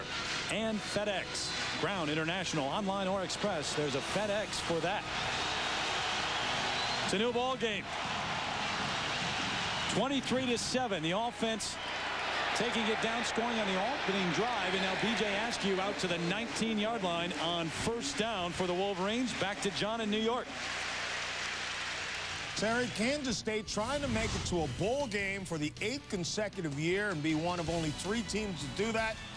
And guess what? They get the win. Josh Scobie, 37 yards on the touchdown run. They are now bowl eligible, so it's now 8 consecutive years with a bowl. It's the term every University wants to hear at the end of the season. Bowl eligible as B.J. Askew fights his way, stopped by Tim Anderson. And defensive front doing the job for Ohio State this afternoon. Things look bleak at halftime, but the score to open up the second half has turned this into a 2-score ball game. 2 touchdowns, 2 two-point conversions, and we have a tie game. And that's what Michigan has to be thinking on offense here early in the third quarter. Only 3 for 8 on third down this afternoon. Askew cuts back, gets to the 21. We'll have to wait and see. Now, this is going to be close. I'm not sure he got it. Well, they are on the field. First down, says B.J. And that was a nice job by B.J. on that series of downs. Some pretty rugged running. And there is a player down and injured, Darian Scott, the defensive end, who made a big play early in this one, tipping Navarre's pass that was eventually picked off.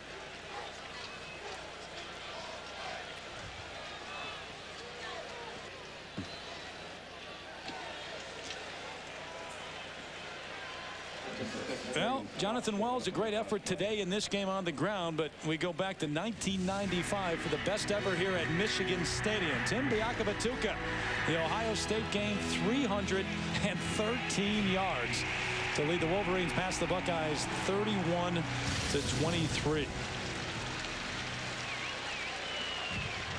Wells has got a way to go. That one hurt. The Buckeyes undefeated going into that contest, and a national title on the line. In a matchup, a rivalry that has not only produced great names, but some of the legendary lasting moments in college football. They run the reverse. Calvin Bell cuts back. But a nice play by Cortland Bullard to get him by the ankles and bring him down. And again, we see the reverse from Michigan, something they have used this year more than ever. Well, Ohio State's really pursuing well with the linebackers. And on this reverse, Navarre and his center, number 71, Kurt Anderson, get out wide. It looked like Bell had something going outside, but Cortland Bullard, the outside linebacker for Ohio State, forced it back inside. Great speed Bullard has. Perry bursting ahead across the 30 to the 31-yard line. Will Smith stopped him there. Yeah, this is really something. Stan Paris, the offensive coordinator for Michigan, is showing exceptional patience with his play calling, and it's paying some dividends. And you can see the confidence growing in that offensive line and in the offense for Michigan here in the second half. It's only a matter of time before it sets up play action. Third and a long one. Perry in the backfield. Navarre's going to keep it. And looks like he should have the first down. So they'll move the chains again. Something that we're not able to do very often in the first half. And we talked about the score tightening up early here in the third quarter, Terry.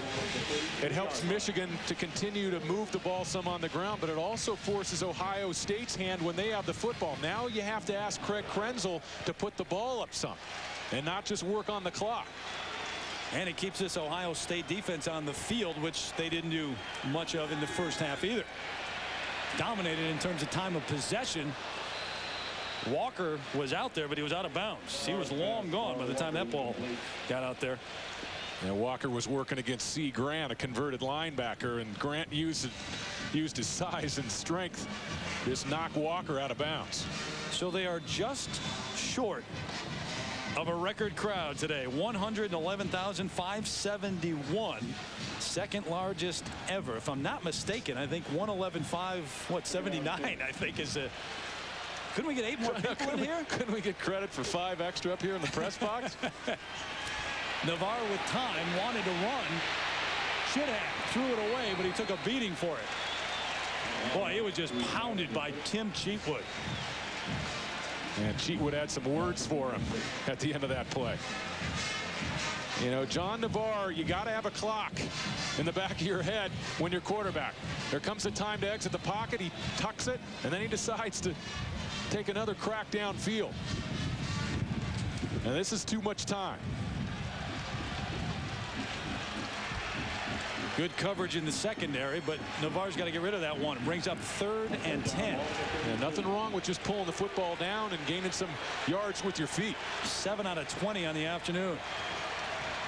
Out of the gun, here come the Buckeyes. They pick it up. The quick hitter complete, but short of a first down.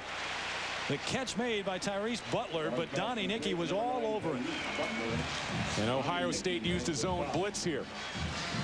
This isn't man-to-man on the outside. They come with the zone blitz, and it forces John Navarre to make a hot throw, but a short throw. And they don't pick up the first down. Epstein on for a punt. Chris Vance back at his own 13.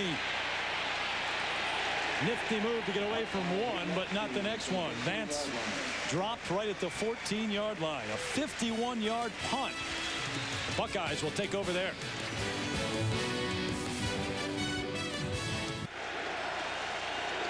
Back in Ann Arbor, Michigan trying to get back into this one. Ohio State with the lead. Jonathan Wells, who was knocked out in the last series, is back in at tailback. Here he comes. Up to the 23-yard line. Wells, who had 122 yards in the first half. And so far in the second half, as Wells is slow to get up again, it's been Michigan who's had the good field position. Yeah, these might be a case of the cramps.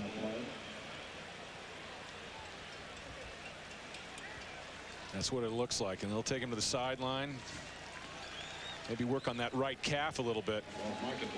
This is a pitch play, and usually on a pitch, you're looking to sweep the ball back outside.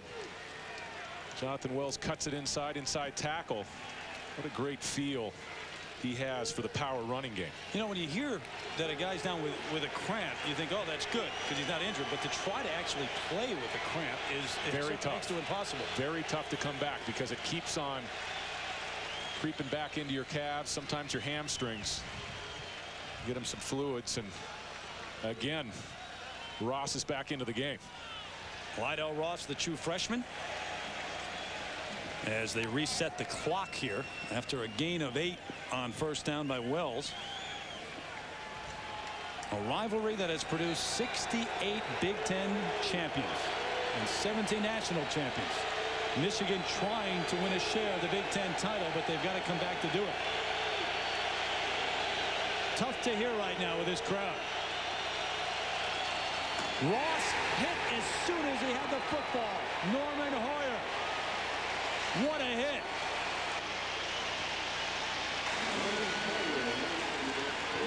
Hoyer, the sophomore out of Peoria, Arizona, having a great second half to this season. Krenzel changed his play at the line of scrimmage, called an audible, ran it to the right side, and a great inside move by Hoyer. He has incredible strength, and this is the next big-time All-American defensive lineman for Lloyd Carr.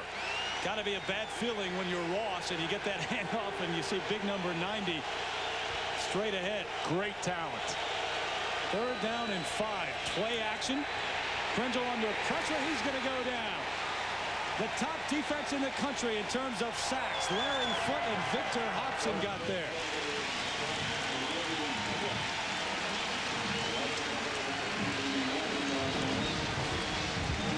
A loss of 5, and this Michigan crowd starting to believe just a little bit. Andy Groom on for the punt. And Marquise Walker back at his own 35. The wind coming into the face of Groom as he just does get this one off. And it takes an Ohio State bounce and then some. This is going to roll all the way down inside the 20 to the 19-yard line. Let's go back to New York and check in again with John. Terry, as you know, Wisconsin had won 6 consecutive Paul Bunyan axes, but today against Minnesota, Assad Abdul-Khalik with a 3-yard touchdown run here, and Minnesota walks off or runs off with the axe, with the victory over Wisconsin. It's been that type of year for Barry Alvarez, who finishes up 5-7. Terry. Wow. Roller coaster year for Barry Alvarez in Wisconsin. 66 yards on the punt just a moment ago. So John Navarre brings him up to the line of scrimmage. B.J. Askew the call on first down Lost the football, but he lost it late. Hit by Joe Cooper. Take a look at our Pacific Life game summary and what has taken place in the second half here in terms of scoring. Touchdown pass to Marquise Walker. Not only got the touchdown, but broke the record. The all-time leading receiver in Michigan history with that catch.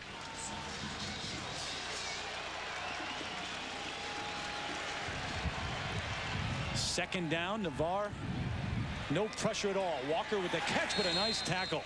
Boy, Derek Ross, who has been blanketing Marquise Walker all afternoon, had him well covered and wrapped him up. There might be some doubts on Navarre's accuracy, but not on his arm strength. He's throwing this ball into the teeth of the wind. And look at the reaction by Derek Ross. Ross is having a great game at that corner position. As we mentioned, leading the Big Ten in interceptions. And another third down situation for Navarre in this Michigan offense. The numbers on Marquise Walker. He had 15 receptions in the game against Washington earlier in the year. Navarre, the quick drop throws. This one's batted down. C. Grant coming on from that cornerback spot, getting high into the air. So the Ohio State defense holds. Well, Navarre has had a lot of problems with deflections and tip passes. And Ohio State had that defense perfectly. Epstein's punt. Chris Vance did not have a chance to field it again. It hit him, and Michigan got the ball, but he didn't have a chance to catch it. That's the second time this afternoon that we've seen that. The Wolverines wanting it to go their way, but I'm sure that's going to be the call. Well, Jeremy LeSueur from Michigan blocked an Ohio State player back into the punt returner. And that's what they're talking about.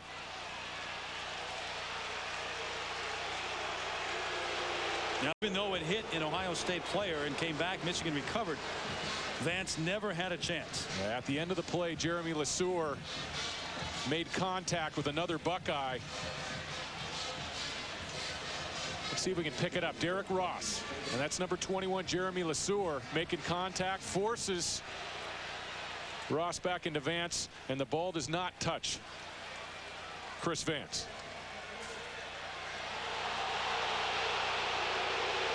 It hit somebody. Crowd doesn't like it, but that ball did not reach Chris Vance. In any case, he never had an opportunity to field it, so that's what the call is here. So the Buckeyes will start. 1st and 10 from their own 35-yard line. Lloyd pleading his case on the sideline to no avail. Lino Ross in at tailback for the injured Wells. There goes Ross cutting back. Strong move across the 40 to the 42. Victor Hobson on the stop. Ross 6 feet, 210 pounds. Second leading rusher on the Ohio State team.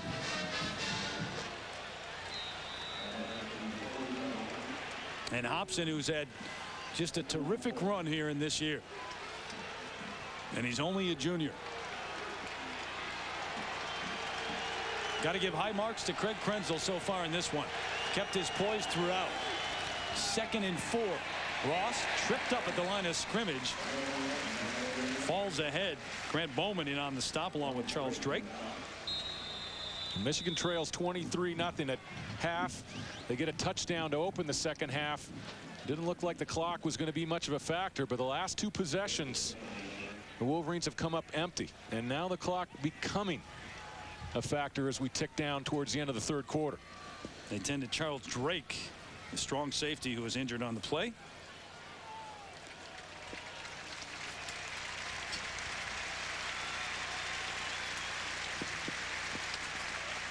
Charles Drake coming in on support against Ross, and it looks like that right leg gets caught up underneath it. Might have been a knee on knee. John Shaw, the sophomore out of Coral Springs, Florida, in for Charles Drake right now. 5 out of 12 on 3rd down this afternoon for Ohio State. And it's 3rd and 4. Here come the Wolverines with pressure. On the run, throws to his tight end. Incomplete. Darnell Sanders, the intended receiver, but it was well covered by Cato June. And it brings up 4th and 4. Great anticipation by the free safety. He got to the spot before Sanders. Watch the break by number 2. On the outside. It's just enough of the piece of the ball to break it up. So Andy Groom is on for another punt. He just hit one 66 yards with a lot of roll. Marquise Walker back at his own 15.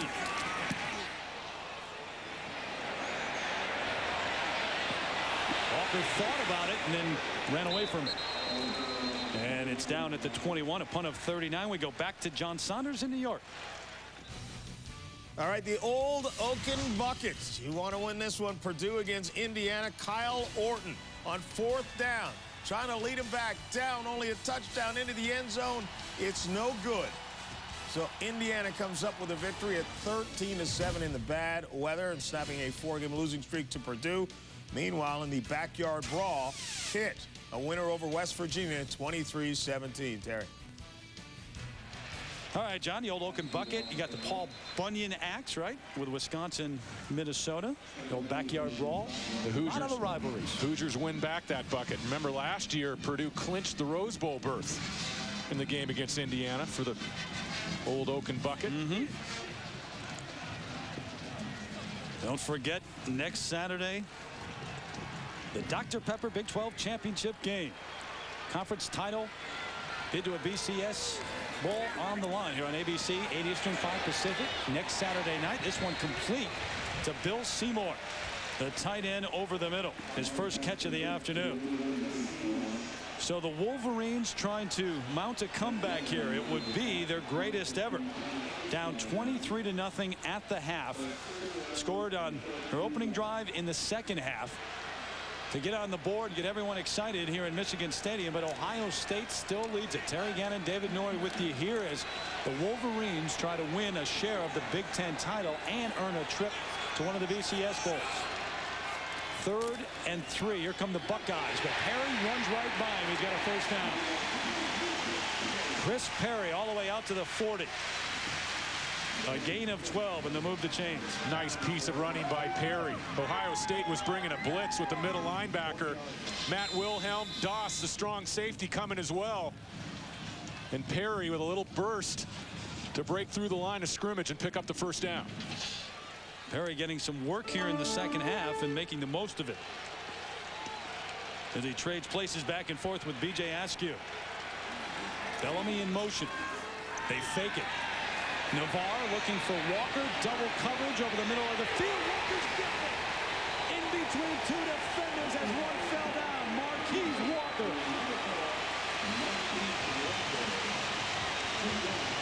Derek Ross and Will Allen were back there, but a gain of 47 on the pass. Marquise Walker gets mugged on this play. This is pass interference. Ohio State with good depth. Contact from both defenders, and Walker fights through it. Look at the contact from behind by Derek Ross. And Walker still makes the play. First down at the 13. Chris Perry falls ahead for a gain of 1 on first. Tim Anderson on the stop.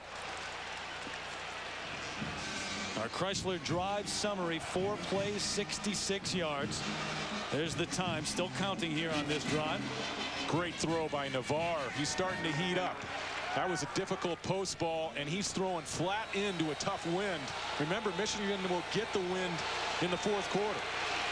Askew back in the backfield on second down. Play action. Navarre with plenty of time. Nowhere to go. Throws it away. We had time initially, but Darian Scott eventually got there. And that's where a quarterback with running ability pays dividends for you. Navarre has all sorts of time, good protection up front, and if he tucks that ball, he picks up some yards, maybe a first down. Under pressure throughout this game, especially in the first half, but he's starting to settle down, and it's been critical. The offensive line giving him time to throw from the pocket. 3 receivers set on 3rd down. Here come the Buckeyes. They pick it up. Walker through his hands. Derek Ross was a step behind him, and Marquise Walker couldn't hold on. Unbelievable. The post route, and he hits him right on top of the 4. Walker just flat out drops this one.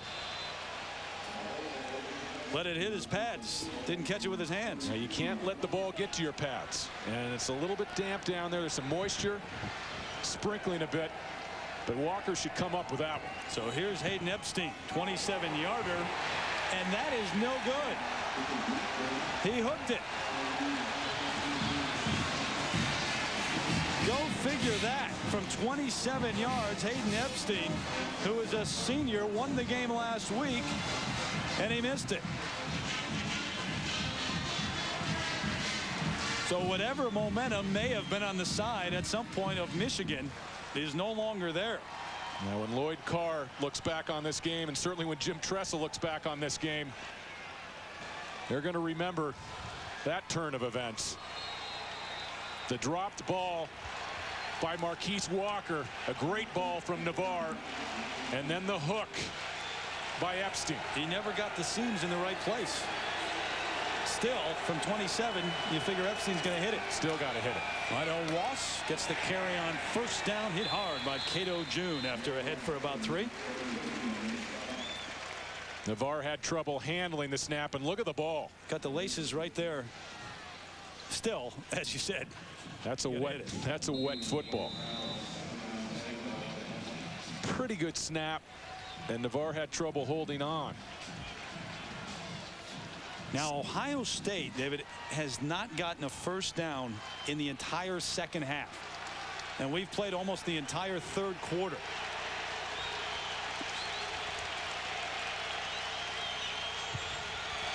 On 2nd and 10. Krenzel out of the gun. Going up top, miscommunication. Chris Vance stopped. And Krenzel thought he was going to run the fly. So it's Ohio State holding the lead, 23-7. Back with the 4th after this message and a word from our ABC stations.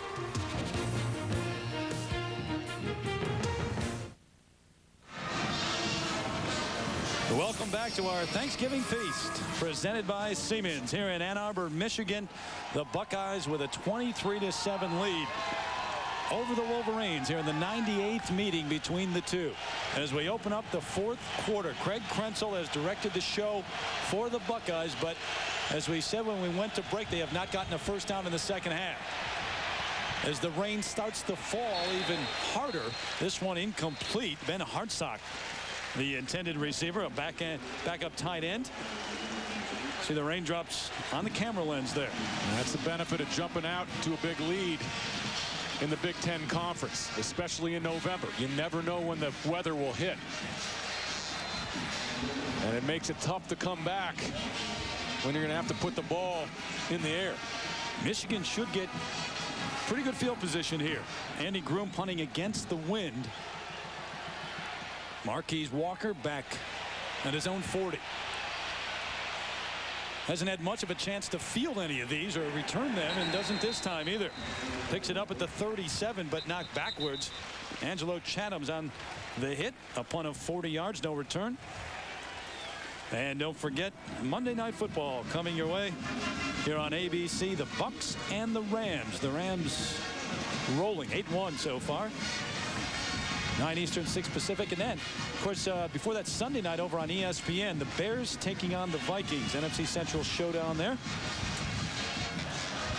But meanwhile, a quarter to play here in Ann Arbor. As John Navarre brings him up, Chris Perry gets the handoff over the right side. Tough running. This defensive front for Ohio State has done a great job today. Simon Frazier, the true freshman, Upper Arlington, Ohio, in on the stop. It's still only a 2-score game, and Michigan has to mix in just enough run to give Navarre some time in the pocket. And Michigan does have the wind behind them for the 4th quarter, and that should help the passing game some. B.J. Askew, the lone setback now. 3 receivers set. Here comes Askew, not going anywhere. He's going to lose about 5 at least. Tim Anderson, Cortland Bullard got there quickly. Anderson's had a big game. Yeah, 2nd and 5, 2nd and 6. I didn't like that play call. 16-point deficit. We're in the fourth quarter, and Navarre starting to get some rhythm at quarterback. You get a good first down run for yardage. I don't know why you go right back to the run. Brings up 3rd and 12. Navarre under pressure, flushed out. Room to run initially. Closes quickly. Matt Wilhelm, number 35, got there along with Kenny Peterson, who flushed him out of the pocket initially. So again, this offense has stalled for Lloyd Carr. And Hayden Epstein will come on for another punt.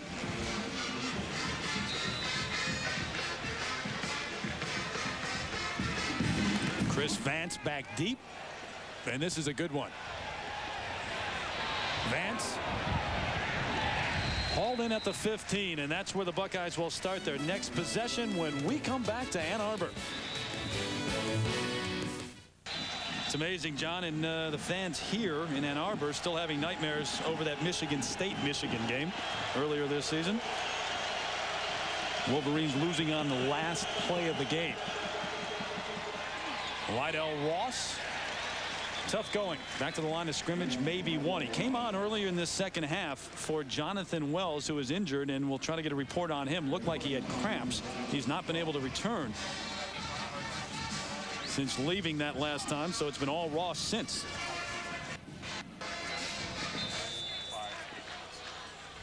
But the clock certainly becoming an ally right now for Jim Tressel and the Buckeyes. Yeah, and the Buckeyes would just love to pick up a couple first downs on the ground, work on that clock, and not put Krenzel in situations where he might turn the ball over, make a mistake. 2nd and 10 out of the shotgun now is Krenzel. Inside give to Ross. Looks for room, fights his way to the 22. Gotta get out to the 26 for a first down. Shante Orr, defensive end, and on the stop. And looking back over the course of the afternoon at Craig Krenzel and the way he's played, he's done a superb job of operating this offense before the snap as well. He's done a great job of managing the team at the line of scrimmage. He's made good throwing decisions. Hasn't made any mistakes in terms of turnovers that Michigan can really build on and feed off of. Play clock down to 3. He's got to get it off quickly, and he does not get it off. They're going to throw the flag, delay of game, and we have seen that from him. That's about the one thing that we have seen. Play game on the offense. 5-yard penalty means 3rd down. With a young quarterback. But I want to ask you, do you think there would have been much of a difference if Belisari were in there? You have some mobility, I guess, with Belisari, but this is a guy who's made great decisions all day. Well, first of all, Krenzel's got to keep track of that 25-second clock coming out of the huddle. But to answer your question, Terry, I think he's done a great job. And Steve Belisari's taken a lot of lumps over the last 2 years. He's been booed at home. And, you know, after Krenzel's performance last week, there were some people in Columbus that were thinking and also saying, hey, why hasn't this guy gotten a chance? Krenzel has looked pretty tough at that quarterback position, and he's thrown the ball well. Not just last week. This afternoon, he's made a couple nice throws as well. And remember, he didn't even start that game last week for Belisari. As they reset the clock here and take some time to do that, it was Scott McMullen who got the start, and Krenzel came on in relief. Krenzel hadn't taken a snap from center the whole season going into that Illinois game. 3rd and 10. With 11:31 left in this one. Straight drop. No pressure. Over the middle. Caught, and a tough catch by Darnell Sanders. Well shy of a first down there. Little room to punt, though. You think it gets physical down there if you're a tight end? That was a nice play by Sanders just to hold on. And the linebackers converged in a hurry. Larry Stevens really laid the wood to him. Walker back at midfield gives that last play, the last catch, gives Groom a little more room. Punting against the wind here. Here come the Wolverines. He doesn't get it off. It's blocked. Big play from Michigan defensively here on special teams. They'll have 1st and goal. Zach Kaufman, I believe, the man who got there, number 37. Well, they blocked 2 last week, and this unit really won the game against Wisconsin. And Groom, no chance. Looked like Anthony Jordan, backup inside linebacker, was the first to arrive. And now this changes the whole complexion of the football game. Kaufman fell on the football. Lloyd Carr out. He's a good 20 yards onto the field. Navarre play action, rolling right. Throws, tip, dangerous pass. Askew was there, but he was well covered. And Lloyd barely got back to the sideline. And the Buckeyes reacted to play action very well on that play. Doss wasn't fooled in the end zone. Navarre had nowhere to go with the football. Throw that one about 3 rows deep. And with the drop in the end zone by Marquise Walker at the end of the third quarter, Wolverines cannot afford to come up empty here. 2nd and goal from the 9. B.J. Askew has a hole inside the 5 down to the 3 maybe. Joe Cooper stopped him. It'll bring up 3rd and goal. 10:33 and counting. Well, this is a big opportunity for both teams right here. If Lloyd Carr can get a touchdown from his offense, it's potentially a 1-score game. 2-point conversion pending. But if Ohio State can force another field goal attempt, the momentum swings back across the field. Double tight end set. Askew the lone setback. Play clock running down. Quick drop, throw, Walker tipped. Incomplete, but a flag as Navarre goes down after throwing that one. This is going to be a first down. This is a roughing the quarterback call against Ohio State, most likely. There you go. Navarre's looking outside on the quick slant. And that's Will Smith. Will Smith with the personal foul call, and Derek Ross, the cornerback, a great play negated for the Ohio State defense. The numbers on Navarre: 7 of 20 at one point, but 11 of 28 now, and knocking on the door. Will Smith gave Michigan another big opportunity after his teammate Derek Ross made a great play outside to break up that ball.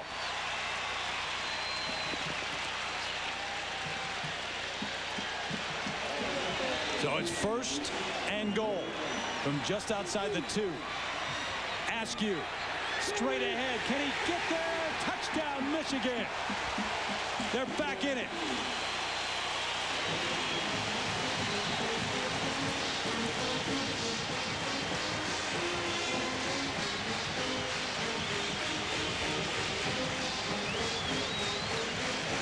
And they will go for 2 here.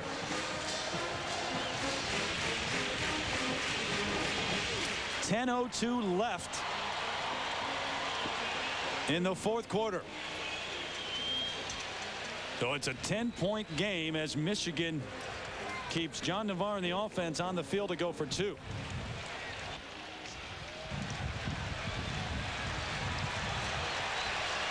Askew offset in the backfield. Walker in motion to the near. Navarre on the roll. Has Walker, had him initially and threw it late, but there's a flag as there is contact at the goal line. Mike Doss, number 2, the strong safety, was there.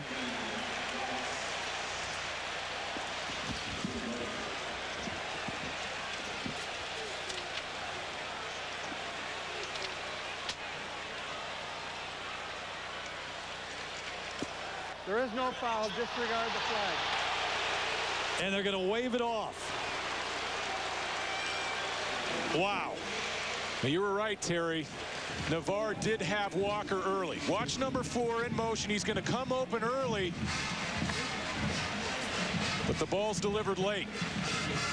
Had Walker just for a split second. And Doss and C. Grant arriving outside to break up that play. And Lloyd Carr wants to know, hey, if you saw it initially and you threw the flag, what made you change your mind?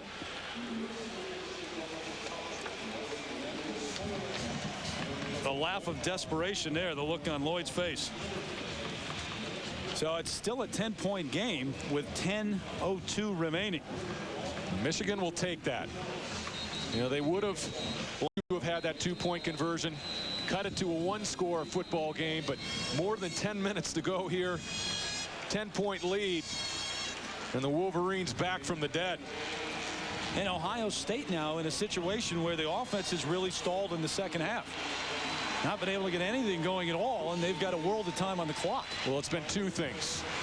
Ohio State went to a bit more of a conservative game plan, and justifiably so. You have a 23-0 lead. Michigan has never come back in the history of their football program from more than a 17-point deficit.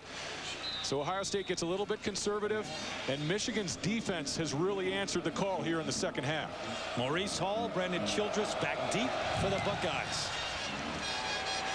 With the win, this one sending Hall 5 yards, and he'll go to one knee, bring it out to the 20.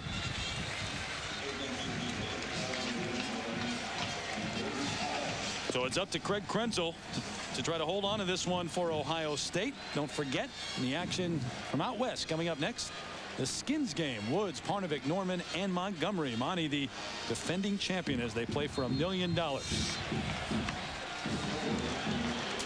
this is where you start earning your keep as an offensive coordinator. And Jim Bowman for Ohio State becomes a little trickier, because anytime you put the ball up, the kid making his first start on the road in front of 111,000 fans, he makes a mistake, and this thing could get tight, even tighter in a hurry. There goes Jenkins in motion. Play action on the roll is Krenzel. Throws back at his tight end Hartsock. Open, a first down across the 35 to the 38. That's a big play for the young quarterback on first down. Impressive play by Krenzel. He's made some super plays on the move with his feet, and that was designed for him to set up over tackle. He continues outside and gets some great help from Hartsock. Hartsock sat down in the middle of that zone defense, found a void, and gave his young quarterback a nice picture to throw to. Don't forget, coming up at the end of the game, Chevrolet player of the game from each team. Chevrolet making a $1,000 contribution to each university's general scholarship fund. A gain of 18 there, 40 total yards in the second half for Ohio State, and one first down. As Lionel Ross carries it over the left side.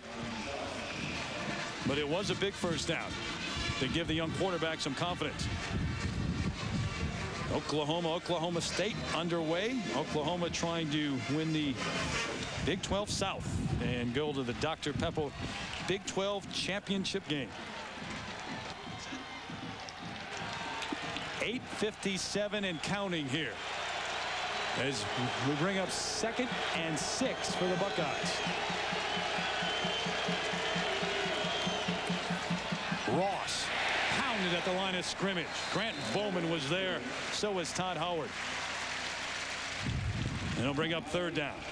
Now, this was a corner blitz, and sometimes a defensive coordinator will bring secondary members and cornerbacks on blitzes against the run. A nice job by Howard to time it up off the handoff and make a solid tackle. So 3rd down coming up with 8:17 and counting. 44 total yards for Ohio State in this half. Play action. Throwing to Ross out of the backfield. He won't get there. Larry Foote, a great play. The middle linebacker and the senior from Detroit. And the Buckeyes will have to punt it away to the Wolverines with 7:54 left.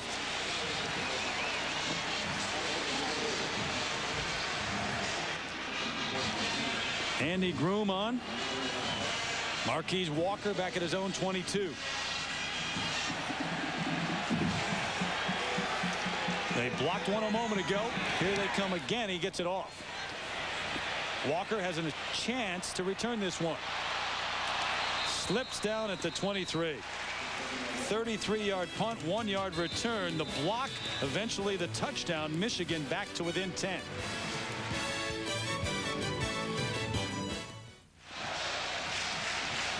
ABC Sports presentation of college football brought to you by Chevy Trucks, the most dependable, longest lasting trucks on the road.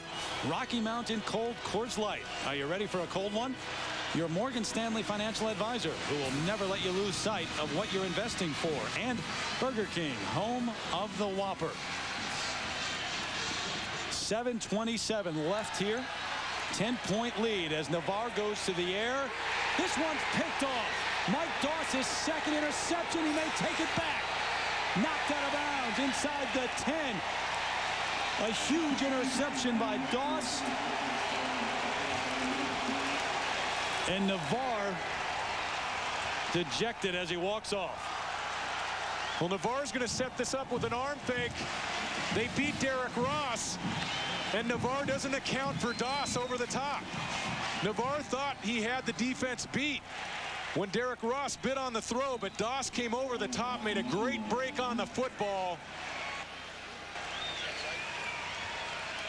And a huge turnover here in the fourth quarter for the Buckeyes. 10-point lead for Ohio State, but the offense hasn't been able to do anything in the second half. And Michigan, the team that was putting up the points, knocking on the door, and now the interception by Doss.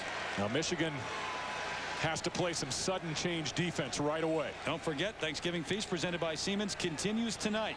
8 Eastern, 5 Pacific. Number 11 Washington taking on number 2 Miami. That's another big one. Or you'll see the Fighting Irish taking on number 9 Stanford. I had a chance to talk to Rick Neuheisel earlier this week, and he says, hey, one thing I'm not going to let my team do down in Miami is watch the Hurricanes warm up. That's how impressive they look in the uniform. He said especially their defensive line. Some performance last week. 1st and goal inside the 10. Sammy Maldonado, a sophomore out of New York, now in at tailback. Gets the call, flags on the play, stopped right at the line of scrimmage. First carry on the afternoon for Maldonado. This may be too many men on the field for Michigan.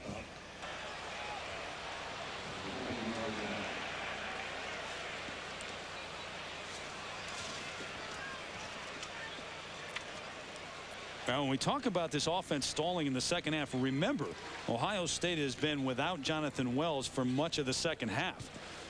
He had 122 yards in the first half. Give some of the credit to the defense for Michigan, though.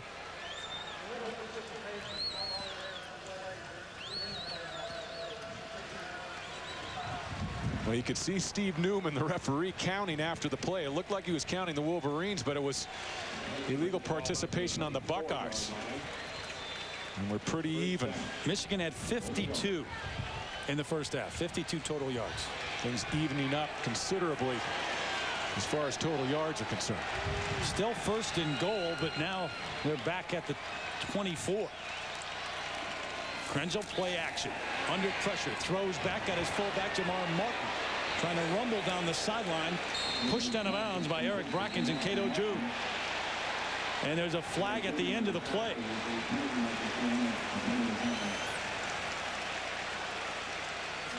We'll sort this out. Well, Cato June made a terrific player. This screen pass goes for a touchdown.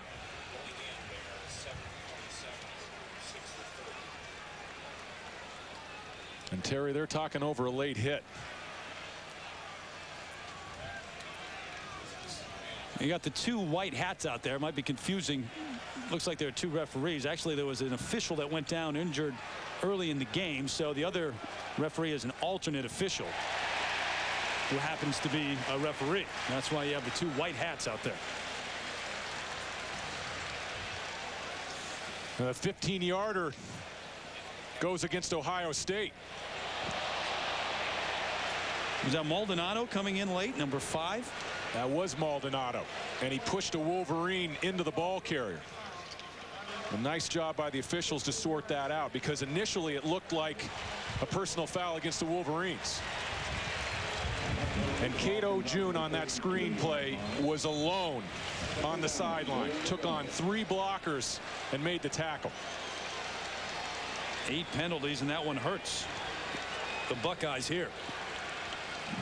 So they had 1st and goal inside the 10, and now they're back at the 32-yard line with 6:51 left in the game. Lydell Ross back in for Maldonado. Ahead for maybe 2. Didn't even get that. The Buckeyes need additional yards here if they're going to think about a field goal try with Mike Nugent. They're operating into a pretty stiff wind. Jim Tressel, along with his offensive coaching staff, have done a great job of getting to pass plays for Krenzel that haven't been high-risk passes. They're looking at another right here. And it brings up third down, third and goal from just inside the 32. Play clock running down. Krenzel gets it off. Throws back. Got his man, tight end, Darnell Sanders. Out of bounds at the 15. Saunders rumbling down, a gain of 16. But, and speaking of a Saunders, we go to John in New York. We're rumbling here as well. Michigan State against Penn State. We told you about Penn State and their chances for a bowl. Jeff Smoker trying to erase them. 59 yards to Charles Rogers. Saw the flag. Didn't matter. Was not against Michigan State. They go up with a 10-7 lead. Terry, back to you. All right, John, thanks. This one a field goal try from 33 yards. Flags on the play. And we shall see.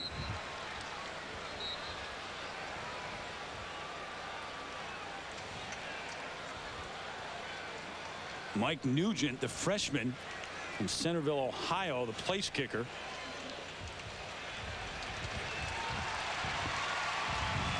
Ohio State celebrating. Looks like it. Nope. Count the guys out here.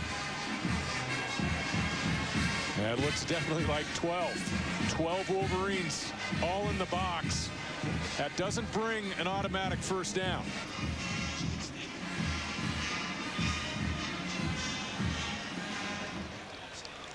Well, that's what they're talking over right now. Jim Tressel conversing with the referee.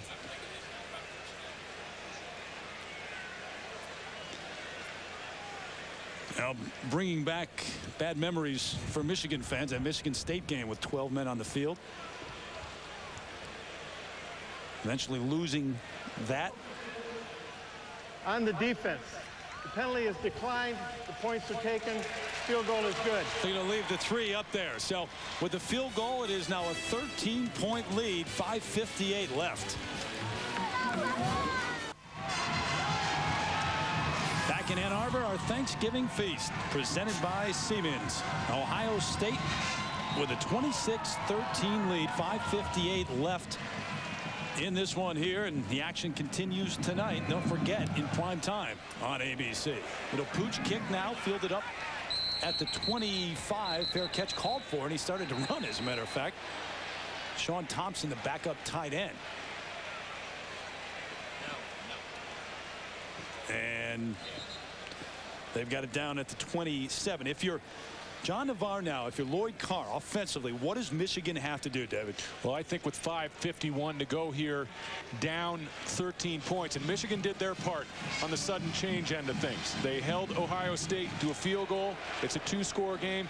But I think Michigan needs to get into a no-huddle here right away. Navarre out of the shotgun on first down. Just under 6 minutes. Quick throw, Marquise Walker at the 30 and gets out of bounds up at the 32. Derek Ross on the coverage and the hit. Not really enough time to huddle. If you go with the no-huddle offense and you try to complete balls beyond the first down markers and to the sidelines, plenty of time for Michigan. If you huddle, then time really becomes a factor. 9th catch of the afternoon for Marquise Walker. If you weren't with us, he set the record, all-time leader in terms of receptions in Michigan history. Defensive end, jumped across, down goes Navarre. Kenny Peterson brought him down. We'll have to wait and see what they call on the flag. 1st and 10 is brought to you today by Chevy Trucks.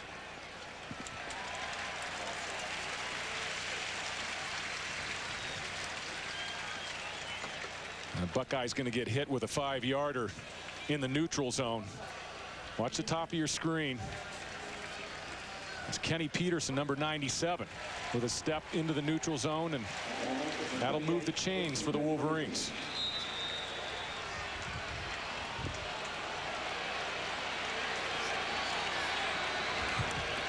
Navarre, straight drop. Quick throw, Walker again, same play, gets out of bounds. 10th catch of the afternoon. C. Grant on the coverage.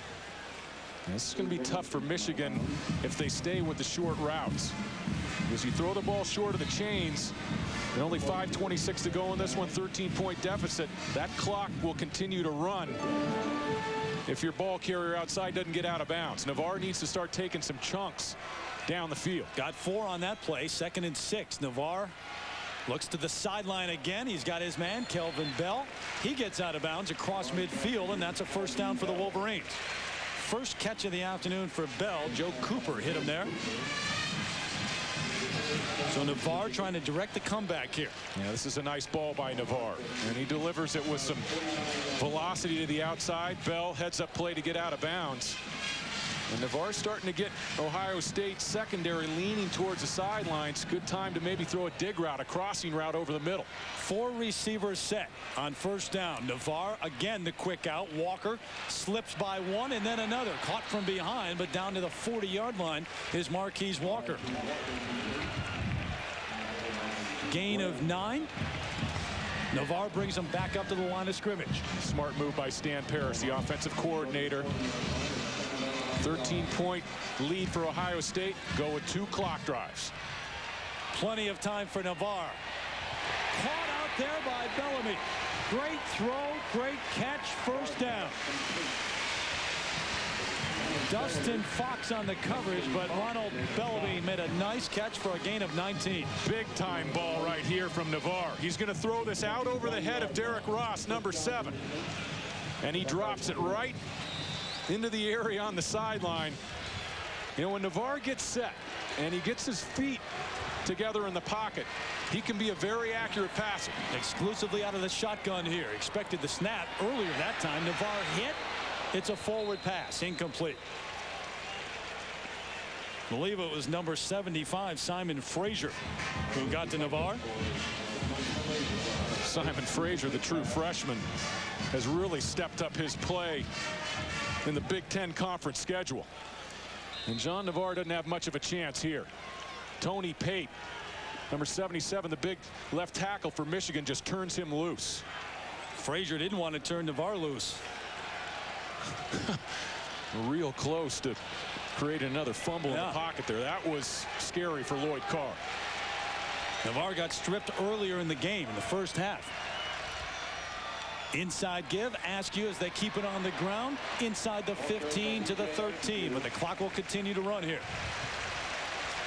Well, plenty of time for Michigan, and they've done a great job in the no huddle. They've done a great job getting the ball out of bounds. They have 3 timeouts. If they can cash in, it's still a ball game. Under 4:30. This one is tipped. Batted down at the line of scrimmage. Tim Cheatwood. We've seen that happen all afternoon.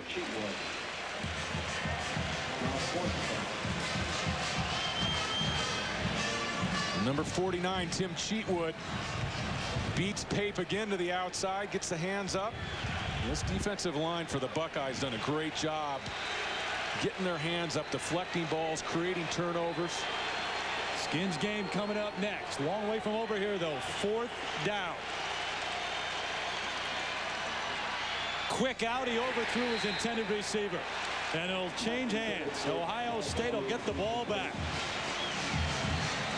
Ronald Bellamy was out there. Navarre threw it quickly and threw it too far.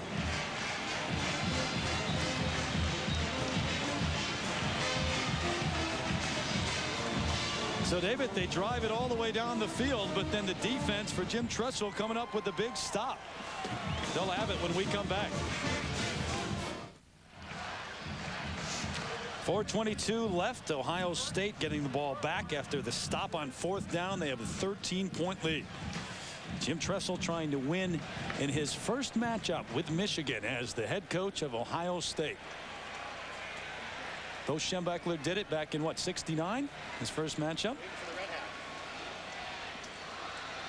Well, you could absolutely feel the air come out of the balloon on that 4th down attempt, but still enough time. 4 minutes, 22 seconds. 4:23. They're working on the clock right now, actually, trying to reset it. They've had some problems with the clock all afternoon. Well, Michigan has all 3 timeouts, and if they can get a stop right here And Navarre gets into another clock drive. Still plenty of time. Stranger things have happened, and Jim Tressel knows it. And he has not tried at all to play down this rivalry or how big this game is. You saw earlier his speech back on January 18th where he mentioned we have 310 days. He'll be proud of our football team in Ann Arbor. And fully understands how important this rivalry is as a head coach in Columbus. Well, huge implications. Remember, Ohio State has a great shot to play on New Year's Day. Yep. Krenzel changing the play now.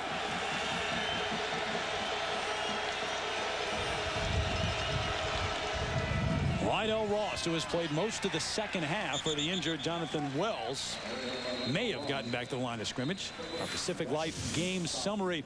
Early on, it was all Jonathan Wells. In the first half, he had 3 touchdowns and 122 yards. The Buckeyes had the 23-0 lead. And then, of course, the late interception, one of 3 thrown by Navarre. That was Mike Doss, his second of the game, setting up the last field goal for the Buckeyes. And there's Wells on the sidelines. Looks to be okay at this point. But he carried the load early on. And then Mike Doss picked up the load in the second half. I mean, Mike Doss has had a super game for Ohio State. He had the pick early, returned it inside the 10. The big interception on the last possession. So the Michigan timeout here, so they have 2 left. 4:16. The 98th meeting between these 2 schools. It's been all Michigan as of late, especially here in Ann Arbor. The Wolverines have won 6 in a row at home against Ohio State coming into this one. Some real heartbreakers in the 90s.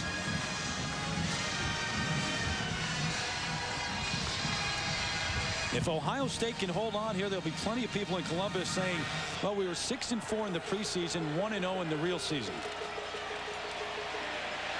Beating Michigan, the thing that counts. Ross wrapped up. We go back to New York and check in with John Saunders again.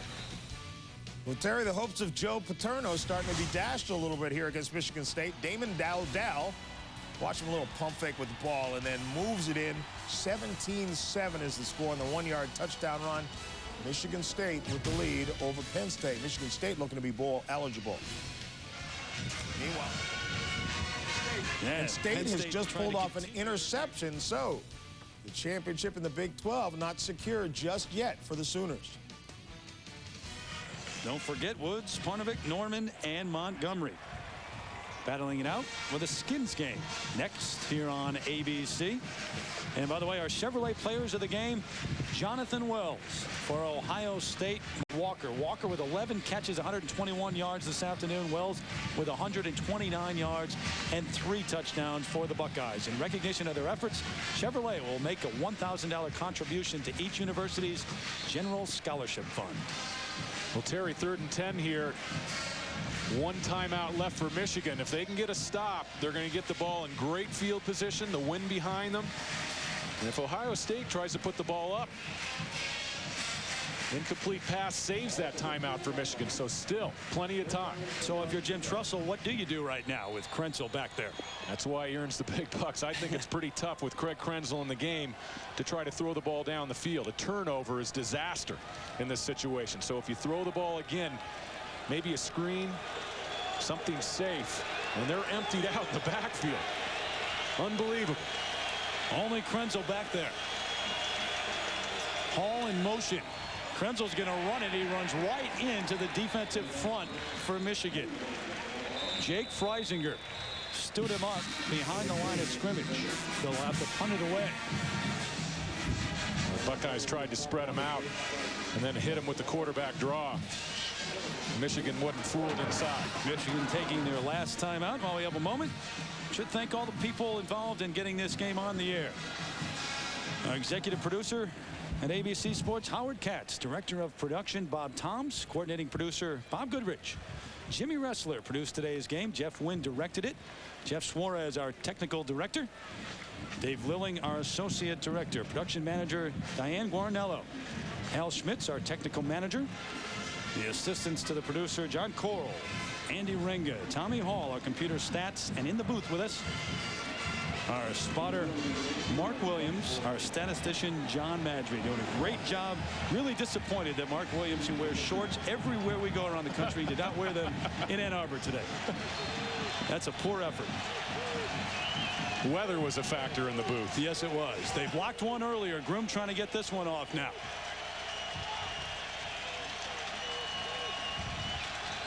Here come the Wolverines. He gets it off.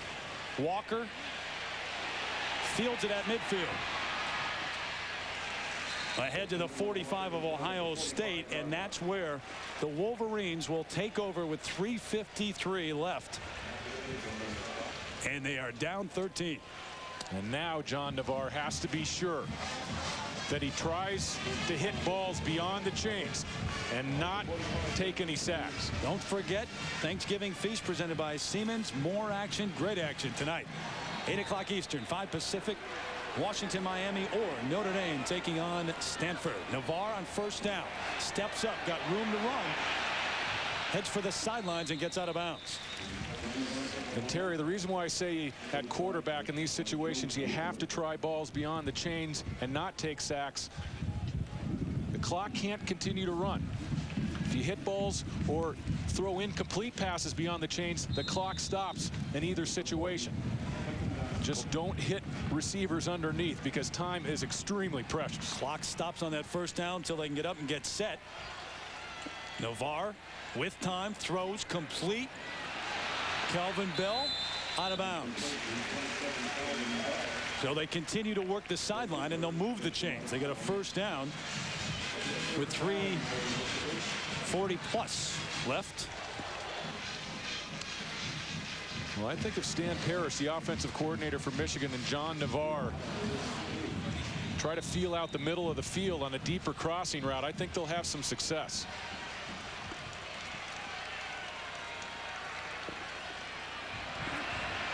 Navarre steps up, throws, got Marquise Walker at the 30. Time to dance. Get ahead to the 25. Got to get to the 21 for a first down, maybe the 22, so he's shy of that. Mike Doss makes the hit as Navarre rushes his team up to the line of scrimmage. Get up to the line of scrimmage and don't waste a play. You don't have to throw this ball to the ground. Quick toss, Walker, he's got a first down. Did he get out of bounds? Yeah. So the clock will stop. They'll move the chains. Plenty of time for Navarre now to set up the next play. Nice delivery by Navarre and a good play by Marquise Walker to knife that ball forward. Even if he didn't get out of bounds, he did pick up the first down. The clock would have stopped. But now more time as he did get out of bounds, and they won't start until the snap. 3:12. Michigan trying to come back from a 13-point deficit. Navarre goes to the end zone, corner of the end zone, incomplete. Tyrese Butler was there, but well covered by Derek Ross and had no chance.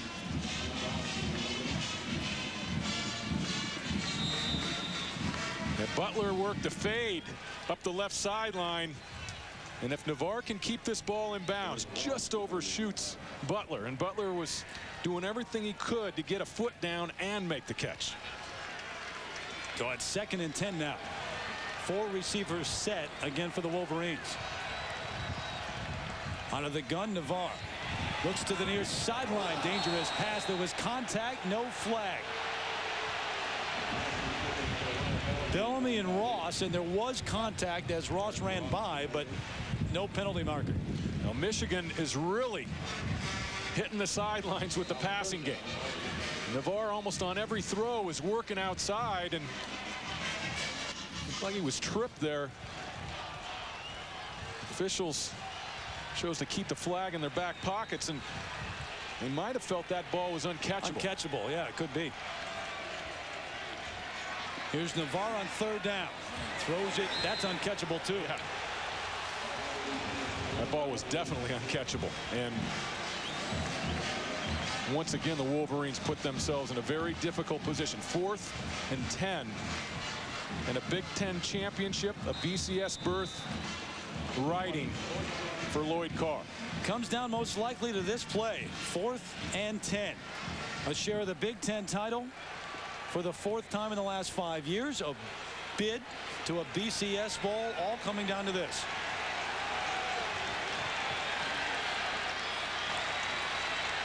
Buckeyes showing blitz. Here they come. Picked up. Walker the catch inside the 5 to the 4. First down. First and goal for Michigan.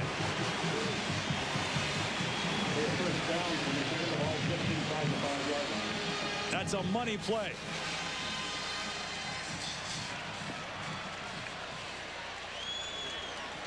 So it's first and goal from the 4. 2:52.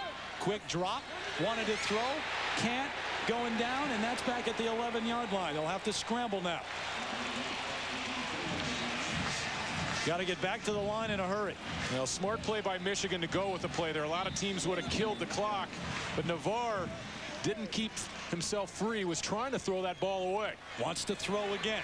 Wants to go to the end zone. Over the middle. He's got Walker. Touchdown, Michigan. He dropped one earlier in the end zone. Not this time.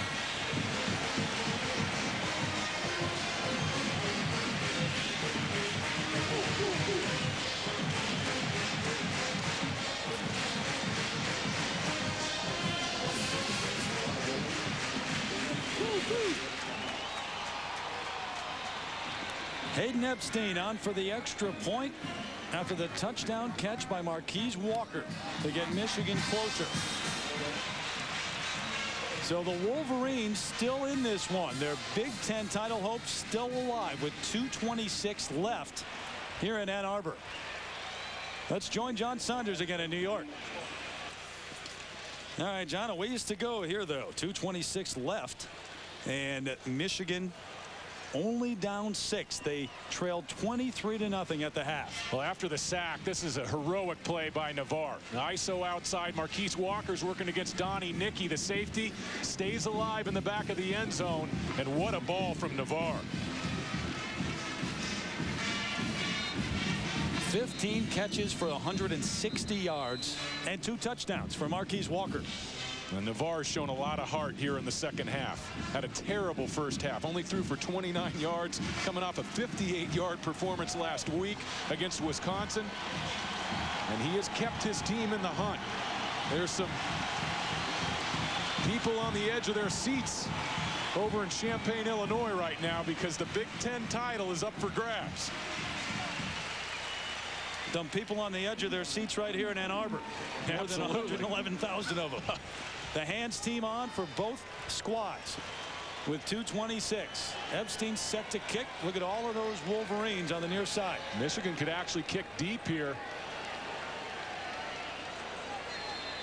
Little pop up behind the front line.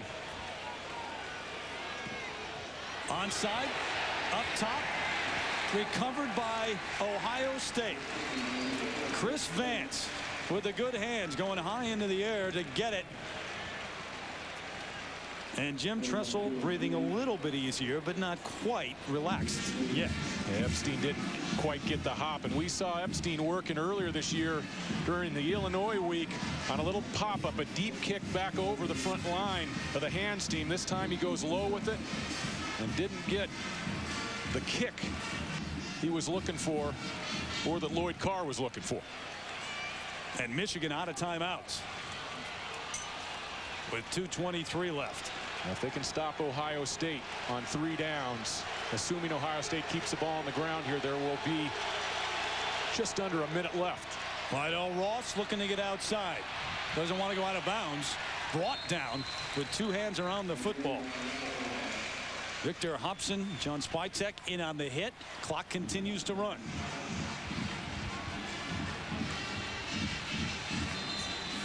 And Craig Krenzel, young quarterback, getting his first start.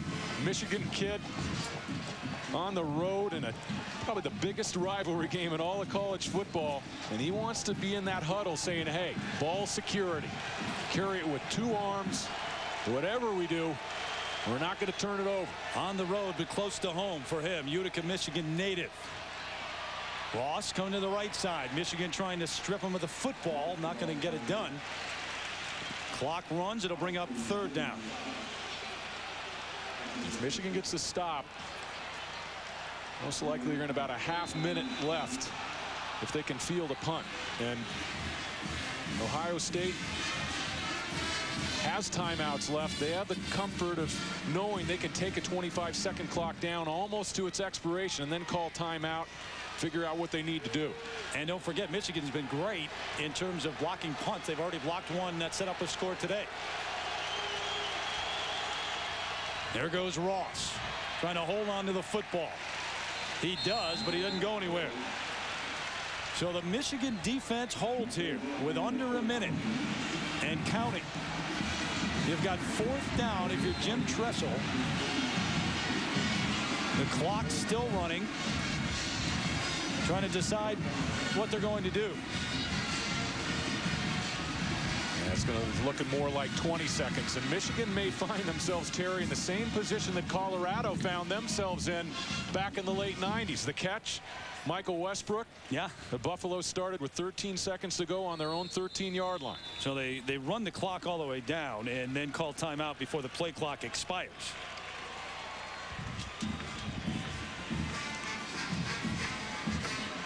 Well, somehow you knew with the history of this series that this would end up being a game, even when it was 23-0. But it was hard to figure out how Michigan was going to get back into it because they had no offense in the first half whatsoever. Navarre got a little more rhythm in the second half. Marquise Walker got it going. Defensively, they had some big stops. The block punt. Missed field goal in the second half. Yeah. Played into this, a short chip shot by Epstein, and Marquise Walker has definitely been the MVP on this offense throughout the year. He breaks the record today, Anthony Carter's long-standing single-season reception record, but that drop in the end zone late in the third quarter has been a big factor as well.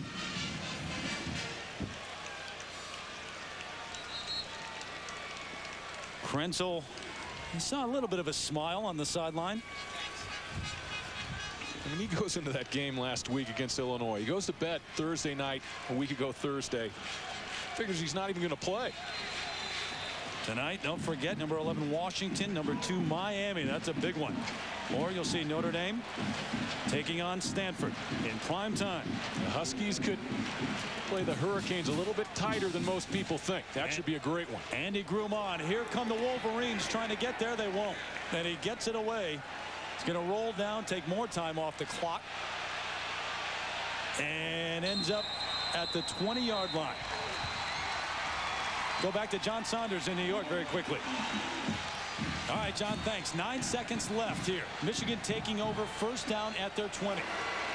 Navarre on the roll, looking to throw it long. Got hit as he threw and incomplete. 3 seconds remaining. Now, what Michigan wanted to do right there is hit a ball for about 20-25 yards, get it out of bounds, or at least go to a knee, make sure the wide receiver went down, then get up and kill the ball, look for a Hail Mary on the last play of the game. Didn't happen. Comes down to this. Will it be the Illini winning the Big Ten title or Michigan with a miracle? They're going to need one here with 3 seconds left. The Ohio State faithful up on their feet. It's been a tough, really, quarter of a century for Ohio State in this matchup. Michigan winning 17 of the last 25.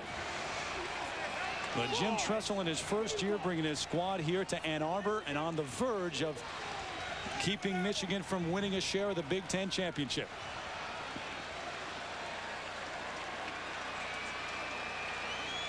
Trips to the far side.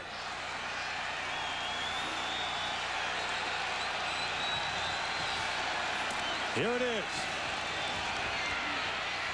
Navarre to the air. Deep. Intercepted. Ohio State pulls off the upset.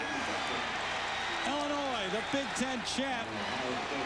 Michigan, a heartbreaker at home. ABC Sports is online at ESPN.com. Keyword ABC Sports. Stay tuned. Skins game up next. This is ABC Sports, continuing the tradition of excellence. Goodbye, everybody.